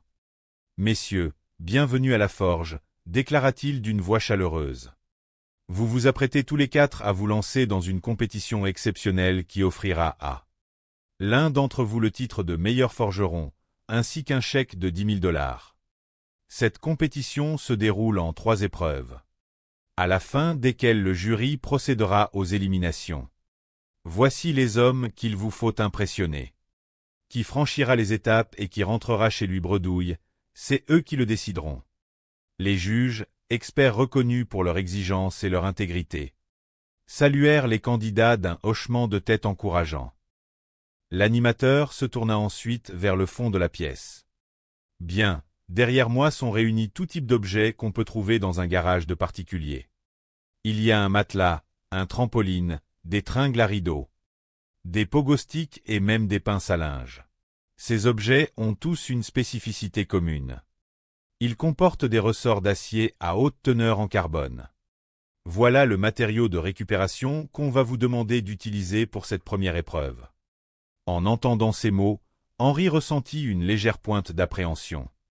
Il avait déjà réalisé pas mal d'armes à partir de morceaux de récupération en acier. Mais jamais rien d'aussi conséquent ou d'aussi hétéroclite. Il se dit intérieurement que cela pourrait être un problème pour lui. Mais son tempérament de battant reprit rapidement le dessus. Pour garantir l'équité, l'ordre de sélection des objets avait été tiré au hasard. Et chaque élément choisi ne serait plus disponible pour les autres. Brandon fut le premier appelé. Sans hésiter, il désigna le trampoline. Quand il l'avait vu, il s'était tout de suite dit que les ressorts seraient les plus faciles à démonter et que c'était avec cela qu'il perdrait le moins de temps précieux. L'animateur valida son choix. Dottie fut la suivante. Elle jeta son dévolu sur le vieux pogo-stick tout rouillé. Bien qu'elle eût préféré le trampoline comme tout le monde. Elle se rabattit joyeusement sur ce deuxième meilleur choix, y voyant un défi amusant. Vint le tour d'Henry. Ce sera les pinces à linge, annonça-t-il avec assurance. Il savait pertinemment qu'à l'intérieur de ces petits objets du quotidien, les ressorts étaient faits d'un acier très robuste qui, une fois combiné avec de la poudre d'acier, donnerait un mélange exceptionnel pour une soudure au caisson. Matt resta le dernier. C'est bien ma veine, pensa-t-il avec humour. N'ayant le choix qu'entre le matelas et les tringles à rideaux, et sachant que l'acier des tringles ne lui suffirait pas en volume, il choisit courageusement le matelas, s'attendant à une séance de démontage mémorable. Avant de lancer le chronomètre, l'animateur apporta une précision cruciale pour la suite de l'aventure. Messieurs et dames, pour les 3 d'entre vous qui accéderont à la prochaine épreuve, il faudra ajouter un manche pour transformer votre lame en arme fonctionnelle. Elle passera alors plusieurs tests rigoureux. Il y aura d'abord le test de résistance qui se fera directement sur des pogo-sticks. Puis un test de tranchant avec la découpe de tubes en caoutchouc. Vous y avez pensé, la compétition commence maintenant. Pendant que les candidats se précipitaient vers leurs établis, les juges commentaient les choix dans les coulisses, s'interrogeant sur les stratégies de chacun. Certains avouaient qu'ils n'auraient pas pensé que quiconque prendrait le matelas. Mais ils étaient ravis d'observer le spectacle de sa destruction. Estimant que Matt était l'homme idéal pour déchirer le tissu et extraire la précieuse ferraille. Le matelas s'avéra être un véritable enfer à décortiquer, mais Matt y mettait toute son énergie. Dottie, très maligne, passa rapidement à la scie pour débiter son pogo-stick. De son côté, Henry s'affairait sur ses pinces à linge avec une dextérité surprenante, donnant l'impression de retirer des têtes de crevettes avec une habitude consommée. Pour préparer sa billette, Henry décida de tapisser l'intérieur de son caisson métallique avec du blanc correcteur. Cette technique astucieuse évitait que l'acier au carbone des ressorts n'adhère à l'acier doux du caisson lors de la chauffe. Certains observateurs pensaient que ce n'était pas strictement nécessaire pour un caisson de faible épaisseur, mais Henry préférait ne rien laisser au hasard. Une fois le caisson prêt, il commença à le remplir. N'ayant jamais réalisé de lame de couteau à partir d'acier provenant de pinces à linge, il versa une fine couche de poudre d'acier avant d'y intégrer soigneusement les morceaux de ressort, tapotant régulièrement sur les côtés pour s'assurer que la poudre remplissait le moindre espace vide. Plus l'intérieur serait compact, plus la soudure initiale serait de grande qualité. 3 heures lui semblaient bien trop courtes pour forger une lame d'exception. Mais il était déterminé à donner le maximum de lui-même. Matt, de son côté, cherchait également une couche de protection entre l'acier de son caisson et la surface du métal à travailler. Il choisit d'utiliser du papier journal. Une méthode rapide qui évitait d'attendre le séchage du blanc correcteur. Bien que cette technique comportât le risque de voir le papier se transformer instantanément en cendre dans la forge, Matt croisait les doigts pour que tout reste en place. Brandon, fort de son entraînement rigoureux avec de la ferraille, avait opté pour une approche différente avec ses ressorts de trampoline. Contrairement aux autres qui utilisaient des caissons scellés, il préférait travailler l'acier directement pour donner au dos de sa lame une flexibilité et une légèreté optimale, permettant de mieux absorber les coups et d'éviter les fissures futures. 1 heure s'était déjà écoulée lorsque les premières difficultés apparurent. Les juges rappelaient que les échecs lors des soudures au caisson étaient souvent dus à une mauvaise préparation ou à un manque de temps de chauffe. Dottie fut la première à passer à la presse hydraulique, soulignant que le bronze lourd qu'il a ajouté à la structure s'avère être très agréable et bien équilibré dans la paume de sa main lors des mouvements de force. Néanmoins, en posant le sabre à plat sur le comptoir, Doug fait remarquer un défaut géométrique majeur. Il constate que la longue lame est nettement décalée par rapport à l'axe central de la base de la poignée, affirmant qu'elle est visiblement déviée vers un côté. Il explique techniquement qu'en raison de ce faux alignement, à chacune de ses frappes appuyées, et comme la lame est plutôt épaisse et lourde, l'utilisateur ressent une torsion désagréable et néfaste en fin de mouvement dans le poignet. Mais Doug reste juste sur les capacités destructrices de l'objet et conclut que malgré ce défaut d'alignement, le sabre a fait d'énormes dégâts sur les mannequins, affirmant que globalement, votre sabre peut tuer.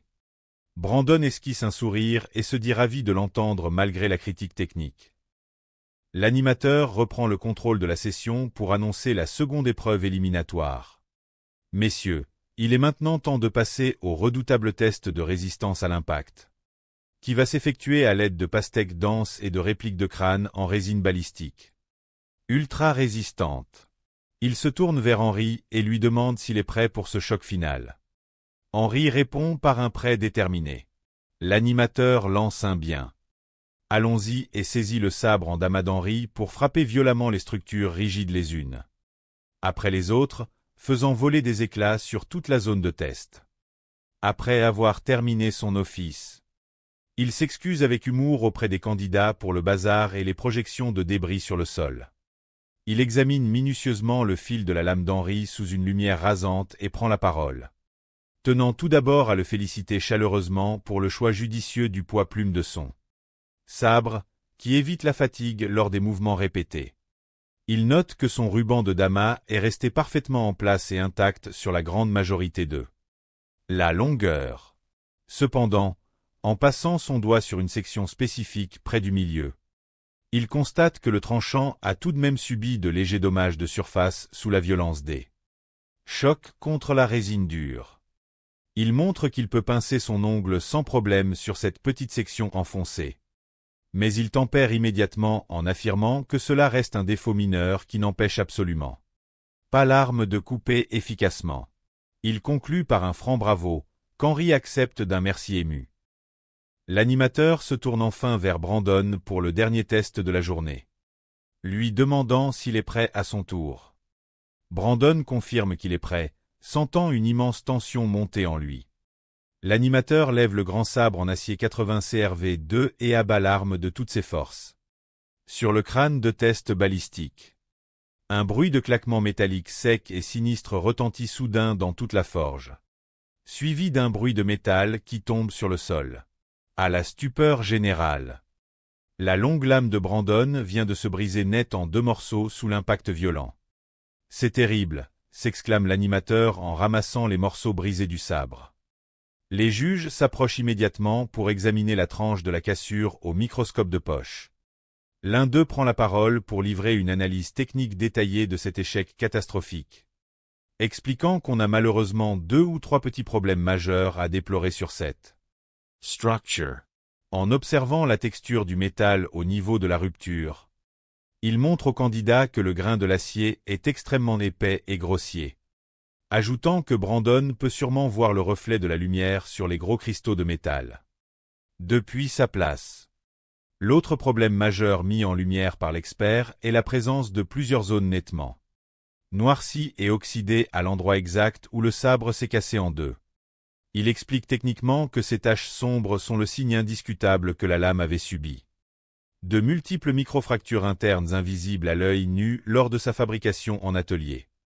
Il en déduit que le traitement thermique effectué par Brandon n'a malheureusement pas suffi à affiner correctement le grain de l'acier après son erreur initiale d'huile froide. Quoi qu'il en soit, conclut le juge en montrant les morceaux, le verdict est sans appel. L'animateur reprend la parole sur un ton solennel et bienveillant, disant que Brandon, votre sabre avait certes prouvé qu'il pouvait couper lors du premier test. Mais que, malheureusement pour vous, le test de résistance balistique a eu définitivement raison de sa structure. Votre lame est entièrement cassée. Ce qui constitue une défaillance technique catastrophique selon le règlement de l'émission. Car lorsque l'arme est détruite, les tests ne peuvent tout simplement pas continuer pour le candidat. L'animateur lui annonce avec regret que c'est la fin du parcours pour lui. Lui disant merci d'être venu jusqu'en finale. Mais la compétition s'arrête malheureusement ici pour vous aujourd'hui. Il conclut en lui demandant respectueusement de quitter la forge. En ramassant ses affaires, Brandon livre ses impressions finales avec beaucoup de fair-play et de maturité émotionnelle. Il confie qu'il a un sentiment forcément partagé entre la déception et la fierté. Reconnaissant qu'il a certainement raté quelque chose d'essentiel au moment crucial de sa trempe à cause de la gestion de la température de son huile. Mais il tient aussitôt à saluer la performance de son rival, affirmant avec admiration que le sabre en damas d'Henry est de toute façon absolument incroyable et digne d'un grand maître. Il conclut en disant que cette finale restera pour lui une expérience extraordinaire et hautement formatrice qui lui a énormément apporté sur le plan humain et technique, et qu'il ne regrette absolument pas d'avoir participé à cette belle aventure humaine. Après le départ de Brandon, Henry se retrouve seul au centre de la forge face au panneau des juges et à l'animateur. L'animateur se tourne vers lui avec un grand sourire et déclare officiellement « Henry, vous n'avez plus aucun concurrent en lice dans cette forge. Vous êtes sacré le meilleur forgeron de la compétition. Et vous allez recevoir immédiatement votre chèque de 10 000 $. Concluant par un vibrant bravo. Henry reste un instant sans voix, les yeux écarquillés par l'émotion. Alors, demande l'animateur en riant face à sa réaction de stupeur. Henry balbutie doucement qu'il n'en revient pas du tout, tant le niveau de la finale était élevé. Le juge expert prend la parole pour clore la session en lui disant qu'il lui a présenté un magnifique sabre de cavalerie historique qui fait honneur à la profession de forgeron. Réitérant ses chaleureuses félicitations. En reprenant ses esprits face caméra, Henry confie qu'il ne réalise pas encore tout à fait la portée de sa victoire, mais qu'il a bien vu de ses propres yeux que son sabre en damas a été extrêmement performant et solide lors de tous les tests rigoureux de l'émission. Il se réjouit d'avoir reçu d'excellents commentaires de la part d'experts qu'il admire tant, et se dit profondément fier du travail qu'il a réalisé de ses mains dans son petit atelier de l'Oklahoma. Il conclut son aventure avec un immense sourire de fierté en disant « Je m'appelle Henry Walker, et je suis officiellement le meilleur forgeron », qualifiant cette conclusion de tout simplement géniale. Dans la paisible ville de Hobart, au cœur de l'Oklahoma, le soleil couchant étirait ses longs rayons dorés sur l'atelier de Henry Walker. À 46 ans, cet homme au regard franc et aux mains marquées par le travail du métal contemplait le feu de sa forge avec une sérénité profonde. Cela faisait maintenant environ 10 ans qu'il s'était pris de passion pour cet art exigeant. Tout avait commencé de la manière la plus simple et la plus humaine qui soit. Un jour, Henry avait égaré le fidèle couteau de poche qu'il trimballait partout avec lui. Un compagnon de route inséparable. Dépité, il avait confié sa mésaventure à son meilleur ami. Ce dernier, loin de se montrer compatissant, s'était moqué de lui avec bonhomie, affirmant qu'il était bien incapable de retrouver un tel outil par ses propres moyens, et encore moins de le fabriquer. Il n'en avait pas fallu plus pour piquer l'orgueil d'Henry.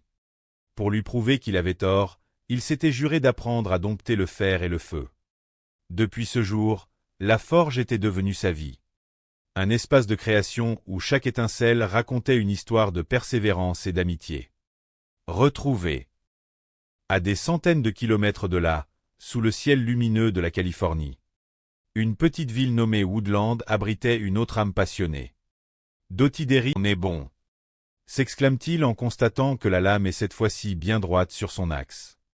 Il se félicite d'avoir eu le courage de recommencer sa trempe depuis le début. Pour la fabrication du manche, il a choisi d'utiliser un magnifique morceau de bois de noyer local pour son esthétique sombre et sa robustesse. Pour la calotte du pommeau, il a opté pour un bronze élégant qu'il coud lui-même. Et pour la garde protectrice, il prend un joli morceau d'acier de nuance W2 qu'il façonne avec précision. Il s'attaque ensuite à la fabrication du bouton de rivure et décide de partir sur un manche ergonomique présentant un léger corbeau à l'extrémité pour assurer une excellente rétention lors des mouvements de coupe. À la fin de cette troisième journée harassante, Brandon s'exclame quelle journée. Conscient qu'il ne lui restera plus qu'à assembler définitivement le manche le lendemain pour que son sabre soit totalement prêt pour le grand voyage. Le quatrième et dernier jour de l'épreuve à domicile est arrivé. Et le compte à rebours est impitoyable pour les deux finalistes. Henry sait qu'il a encore énormément de pain sur la planche pour fignoler son arme. Au programme du matin, il doit réaliser les finitions de surface, procéder à la révélation des motifs du damas à l'acide et assembler la poignée. Pour optimiser son temps de travail, il profite des longues minutes où la lame est immergée dans le bain d'acide pour finir de sculpter son manche en bois. C'est une première pour lui. Il confie qu'il n'avait encore jamais recouvert un manche de couteau ou de sabre avec du cuir. Véritable cousu. Après avoir appliqué la bande de cuir, il constate avec joie que le résultat visuel est bien plus sympa et élégant que ce qu'il avait anticipé dans ses plans. À la sortie du bain d'acide fort, il rince abondamment la lame et s'extasie devant le contraste des métaux, trouvant l'aspect de son damas torsadé très satisfaisant et vraiment joli à regarder. Maintenant que son sabre de cavalerie est entièrement monté, affûté et prêt à être emballé, il croise intensément les doigts pour que le test des juges se passe bien et que le chèque de 10 000 $ lui revienne à la fin de l'aventure. Dans son atelier, Brandon est lui aussi engagé dans une course effrénée contre la montre en ce dernier jour d'épreuve. Il lui reste encore plein de boulot de finition, notamment pour peaufiner l'assemblage complexe de la poignée. Pour parfaire l'esthétique et la prise en main, il décide d'enrouler minutieusement un fil de cuivre torsadé tout autour du manche recouvert de cuir. Il explique que cette technique historique permet d'offrir une excellente adhérence pour les doigts. Avec le cuir, si on serre bien le fil comme il faut lors de la pose. L'idée directrice est aussi de rendre l'ensemble de la poignée le plus esthétique et le plus digne d'une arme d'officier possible. En admirant son travail terminé, il s'exclame que là, c'est vraiment joli. Malgré le stress intense des 4 jours, Brandon confie qu'il a pris un plaisir fou à fabriquer ce sabre de cavalerie napoléonien de ses propres mains et qu'il est extrêmement satisfait du travail accompli. Peu importe l'issue du concours. Les deux finalistes sont désormais de retour sur le plateau officiel du meilleur forgeur pour l'Ultime Confrontation. Leurs deux magnifiques sabres de cavalerie sont fièrement disposés sur la table d'exposition face au juge. L'animateur prend la parole pour accueillir chaleureusement les deux artisans pour cette troisième et dernière session de test dynamique. Il rappelle au public qu'ils disposaient de 4 jours complets dans leurs ateliers respectifs pour réaliser une réplique fonctionnelle du sabre de cavalerie de la Grande Armée de Napoléon, en les observant de loin sur leur support. L'animateur note qu'ils sont visuellement très ressemblants et respectent tous deux l'esprit de l'arme historique. Cependant, il rappelle la dure règle de l'émission, afin de déterminer avec certitude lequel d'entre vous repartira d'ici avec le titre prestigieux de meilleur forgeron de la saison et le chèque de 10 000 $. Vos armes doivent impérativement passer une série de tests destructeurs et d'épreuves de coupe-sang. Failure. Avant de lancer les tests, l'animateur invite les candidats à lui parler un peu plus en détail des choix techniques et des matériaux utilisés pour leurs œuvres. Henry s'avance le premier avec fierté. Il explique que pour la fabrication de sa lame, Il a réalisé un acier damassé complexe composé d'un mélange d'acier de nuance 80 CRV1, de 1084 et de 15N20 pour obtenir de beaux contrastes brillants. Il précise que les éléments de la garde, à savoir le quillon et le pommeau, ont été forgés de manière originale à partir d'anciens hameçons de pêche en acier haute performance. Quant au manche en bois, il l'a entièrement recouvert d'un cuir de veau fin pour assurer le confort. L'animateur hoche la tête avec approbation et déclare que c'est d'accord, qualifiant le projet de super. Il se tourne ensuite vers le second candidat pour lui poser la même question. « Et vous, Brandon? Qu'avez-vous à nous dire sur votre sabre ?» Brandon s'avance et explique que sa lame a été forgée d'un seul bloc dans un acier de nuance 80 CRV2 pour garantir une résistance maximale aux impacts. Concernant la poignée, il avoue avec humour que son manche est une sorte de créature de Frankenstein à sa manière, arborant un mélange audacieux mais ergonomique de fils de cuivre, de bagues en bronze massif et de bandes de cuir texturées. L'animateur sourit à cette description et conclut que les deux sabres sont maintenant prêts à être vérifiés dans leurs moindres détails, annonçant qu'ils vont commencer les examens par le redoutable test de létalité sous la direction de l'expert Doug.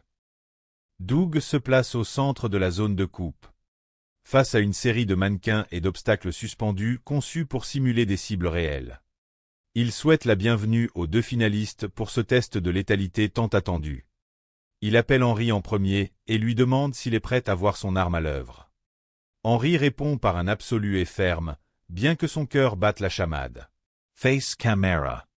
Henry confie qu'il ne sait pas du tout si son sabre en damas torsadé sera performant sur des cibles aussi denses, expliquant que sa lame a été volontairement forgée de manière assez fine pour qu'elle reste extrêmement légère et vive dans la main. Il admet qu'en voyant Doug lever l'arme, il n'emmène pas large et craint une rupture du métal. Doug prend le sabre en main, l'équilibre dans l'air, puis assène une série de coups de taille et d'estoc d'une violence inouïe sur les cibles de test. Les coupes sont fluides et traversent les matériaux comme dans du beurre. À la fin du test, Doug se tourne vers Henry et livre ses impressions, affirmant que pour commencer, il doit dire que son sabre est un véritable poids-plume et qu'il est très léger en main. Il souligne que c'est un excellent choix technique car cela le rend extrêmement facile et vif à manier lors des enchaînements de combat. Il ajoute que la construction soignée de la poignée en cuir offre une très bonne prise en main qui ne glisse pas d'1 millimètre. Pour ce qui est des performances pures du tranchant, il se dit profondément impressionné par ses capacités exceptionnelles à couper proprement les fibres les plus denses. Il conclut solennellement en déclarant que globalement, Henry, votre sabre de cavalerie remplit parfaitement sa mission historique. Votre sabre peut tuer.